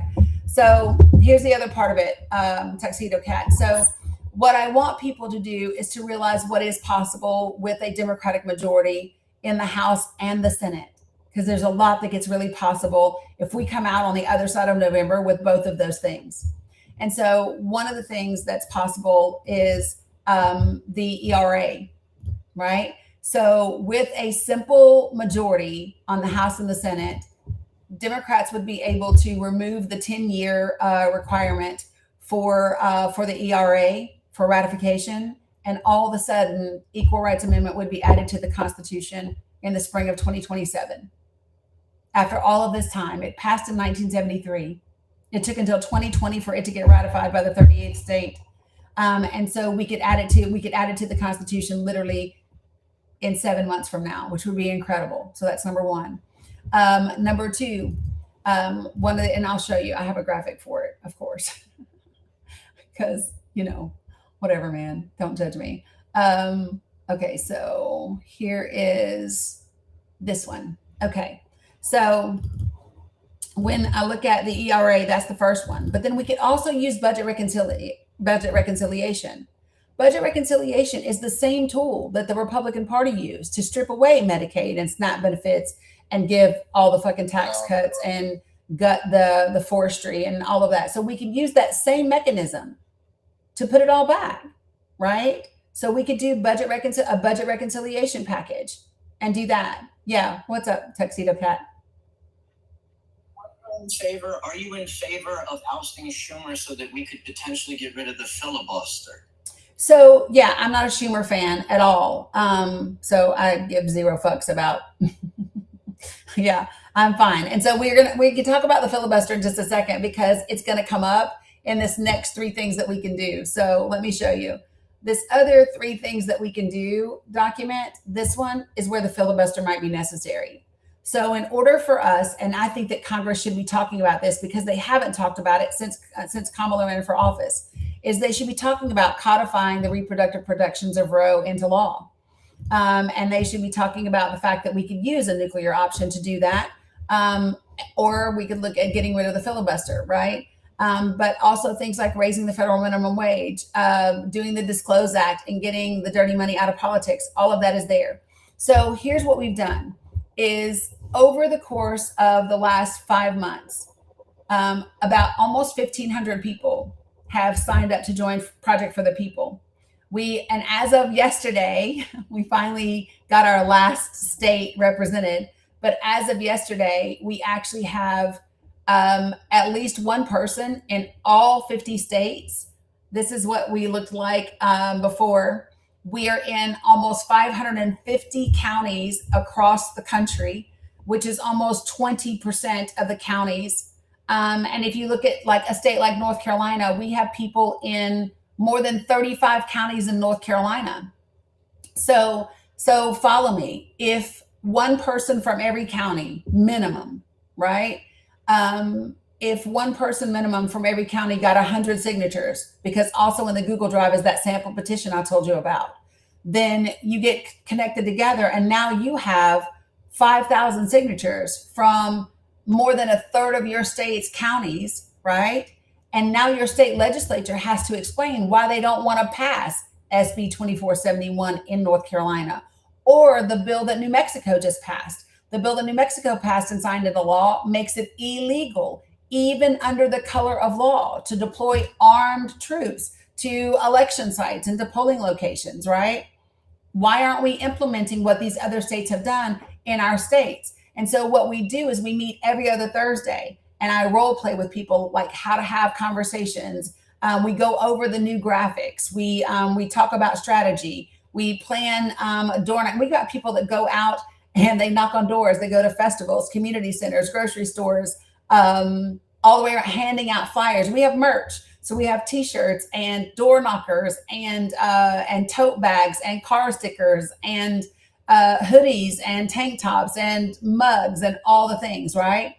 And tumblers, yes, Candy Kiss. And so the idea is to get people active in their community so that they are having conversations that generate understanding, even if they don't gain agreement, because the understanding is how we move forward. And then the last part of Project for the People. So the first part is getting serious about winning elections, right? The second part is about building community through conversations that matter, where we're focused on the issues and the policies and how they really impact people. And the last one is government accountability. And the government accountability part is the part where I get really excited. So government accountability looks like a solid 2.5-year plan to get us back to the place where we have a stable, democratic constitutional republic that works on behalf of working class people. So here's what that looks like. So on the other side of this November, when we have a new Congress comes in the spring, in January of 2027, then that Congress can begin to do the things that you already saw me talk about, ERA and budget reconciliation and all of that. And then they can also begin the process of government accountability, which includes impeaching people like RFK Jr. or Pete Hegseth. I don't really care about touching the president. I care about the cabinet members because that's where a lot of the harm is being done, right? And for example, you might be able to get the support of folks like Cassidy and other folks coming off of a significant loss in the midterms, right? So that's number one. At the same time, you continue to find amazing challengers to establishment politicians. Anybody that is putting corporations, religion, or foreign government in front of the American people, then you find people to challenge them in the primaries. We continue to do that work. So then when we head into 2028, right, we now are set up for some real progress. And in 2028, we do what I call, we Mitch McConnell those motherfuckers. Yes, which it's time to switch out people. And so what we do in, we Mitch McConnell those motherfuckers. In 2028, that's when you expand the court. You expand the Supreme Court to 13 justices, one for every circuit. You also add term limits, not just to the Supreme Court, but to all federally appointed judicial positions. Okay. And you do that because you have the majority in the House and in the Senate. So that means whoever that they want to put in for confirmation processes, they're not just getting a rubber stamp and getting them through. And then it's too close to an election for them to be able to actually get anybody appointed to the court. So you do that while you're building this incredible movement where people are talking to each other and building relationships and having community forums and getting out all of this information, so that when you get on the other side of 2028, hopefully what you have is a progressive majority in the House, the Senate, and a progressive in the White House. So when you go into 2029, you now have the ability to appoint a minimum of 4 Supreme Court justices, because you've already expanded the court, but you can also impeach and remove Alito and Thomas, which would give you 2 more, right? While you continue to do all the other things that we're talking about. So that is the totality of Project for the People, condensed into 5 or 6 minutes for easy TikTok consumption. So what I did was I bought a domain name called makingamericatrulygreat.com. And you can go to that website, read information like what I just shared. You can enter your information in, and then you will get access to the Google Drive that's full of all the graphics. And all that I ask for people to do is don't share the Google Drive link with anyone. Operate with integrity. Don't remove my watermarks.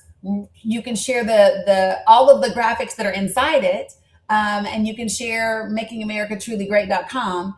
But don't share the other stuff, because I need to track who has access to it, because that's how I show that really great picture of the map. And you can see just how many people are involved. And that's how we can demonstrate the power that we have as a collective body together. So that is Project for the People. Mookat. You described a huge swath of revisions I want to make to all the bodies of government. So I'm going to check out your bio. I do have to drop, but I agree with like 99.9% of everything you said. So I appreciate you, and I hope you have a great day. Yeah, right back at you. Check out Project for the People. I hope we'll see you back. See you later, Moo. All right, folks. So yeah, A-Money, can we switch? Because I know that it is like, so A-Money, I don't know if you can let people know that it's not going to be a full panel like usual, and we're only going to be able to do like a few people for 2K. Yep. We need to get Mo up. You're right. Carla, you can go ahead and bring Mo up.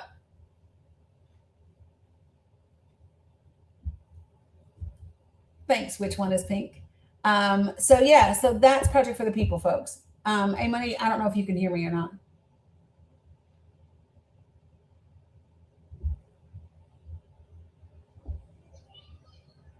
I know that Mo can do it for me. Mo, can you let them know that it won't be a full, very extensive panel today for our folks in Pali? Everybody here, our kids are going back to school and whatever, so funds are just tight. So we're going to bring up some folks and help as many folks as we can. But I just want people to understand that it's not because we don't want to, it's just because things are tight for folks. يا جاتش داني إخوانا في فلسطين ومن غزة هي بتحكي لكم إنه اليوم الوضع حيكون شوية ضيق لأنه هم بودوا أطفالهم على المدارس والأمور المادية شوية صعبة. هي حتطلع شخص وإن شاء الله بتقدر تطلع أكبر عدد. يعطيكم العافية. شكرا. Shukran. Thank you. A Money said, I know what I'm doing. Girl, I know, but you wasn't talking to me, so I ain't know. No, I'm telling the chat that they're like, oh, there's a lot of fake accounts here. I know. Oh yeah, no. Yeah, she knows the fake accounts. 100%, y'all. A Money got this. So I appreciate it. So yeah, so that's Project for the People. And so folks, it's about the midterms. It's also about 2027. It's also about 2028. It's also just about how we rebuild something and make something that works for working class people. And so that's the focus. So yeah, hopefully that makes sense and everybody is cool with it and understands what I'm saying. Yeah, girl. The whole strip is up in here.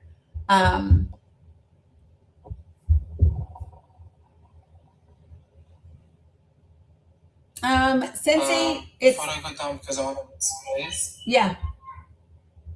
Oh yeah, go ahead, Dan. No, go ahead. Go. Thank you. It's a small announcement I wanted to make because my current initiative is going so slow. I'm trying to do a battle to tomorrow. It's gonna be an official battle and it's all going for the initiative, not for me. It's an official battle. It's gonna be at 10 a.m. Eastern Standard. If anyone would like to join, I did make an event. It's on my story. You can register for free. It gives you notifications 30 minutes, 10, 15 minutes before. It would be appreciated if you guys could make it and boost the live because that will bring more people. We're still missing 2K for the final goal and for the initiative. Anything can help. I do have a direct link in my bio. I did make a post about it. So please show up. That would be appreciated. And thank you guys so much. Good to see you. WMO. Yep, WMO. Appreciate you. Okay, so 1 second, sorry. يا أهل غزة لو سمحتوا بطوا في الكومنتات ولا أنا هحط لكم كلكم ميوت. كل يوم بتقولكم من أنتوا بتيجوا شوي في الكومنتات عشان إحنا شايفينكم كلكم بس إذا أنتوا بتردوش عليها أنا راح أحط لكم ميوت وراح أخليكم في الريكوست شوي عليها لو سمحتوا. شكرا. She said, don't make me mute your ass. Watch yourself in the... I sure did. Yep. Don't make me mute you. Don't be tagging all up in these damn comments. Okay, they're laughing at me. Okay, LOL, period. See, exactly. Thank you. Yep, I knew exactly what she said. Look, Raja just said, Imani is so strong. And then he sent a gif of WWE with a dude with a chair smacking the head over somebody.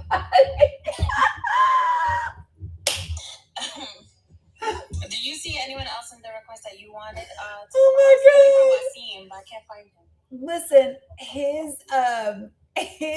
his sense of humor is just absolutely through the fucking roof. He is hilarious. I wish y'all could just see. Okay, so yeah, I definitely know that if we can grab Hussein because I know he needs medication. By the way, A Money, I know that you have the LINKs for Wadmi and Abu Saraj, and so I sent something via Wadmi's and then Abu Saraj's as well. A couple days ago. Salam Hussein, how are you? Thank you, Dani. Yeah, you're more than welcome. For those of you guys who aren't familiar, hey sis, how are you? For those of you guys who don't know Hussein, he's a friend of ours who does have a tumorous cancer. It's in his neck. And he, you know, like many of the folks in Gaza, is not able to get out and not able to get the treatment that he needs. And so he just relies on the medication. So if you have the ability to help out, please do that. And because he needs the medication. He's not well. And if I'm right, Hussein, you can let me know if I'm right. I think you said there's a second tumor. Yeah, there's another tumor from the left side. Yeah. Another shown, yeah. And also on my throat, Dani. Yeah. When I eat now, I feel some stuck on my throat. Yeah. I need to get very fast medication. I'll get out from Gaza to get a medication immediately. But as you know, all borders is closed for us. Yeah. Yeah, I know. So pray to me. Please, Dani, pray to me. Always. And also all your community. Always, Thank you for everything, my people. Yeah. You are people. Thank you for everything. Yeah, you're more than welcome, friend. Always. You all. Is that good, or you want to finish into 10? Just finish into 10. If they're gonna take into 10, just take it. Just have him go to 10. Yeah. Yeah, you're welcome. I have one of and money. I can't remember which Abu Samir it is, but one of them, I know his wife is 7 months. I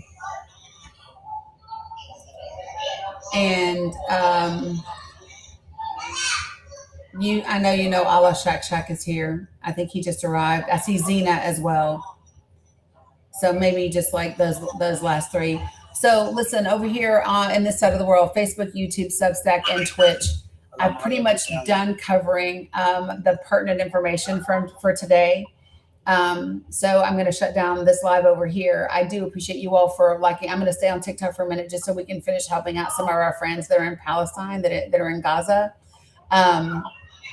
Make sure that if you haven't already, that you do sign up for Project for the People. You can do that by scanning the QR code that's over here or going to makingamericatruly.great.com. You can do that there as well. We will meet on Thursday. Last night's meeting got interrupted. And I needed to go with a family emergency. So we will meet next Thursday and the Thursday after that for Project for the People. So, be looking out for your email and I will send you some information, regarding that. Okay. All right. So I appreciate you all very much and I will see you later.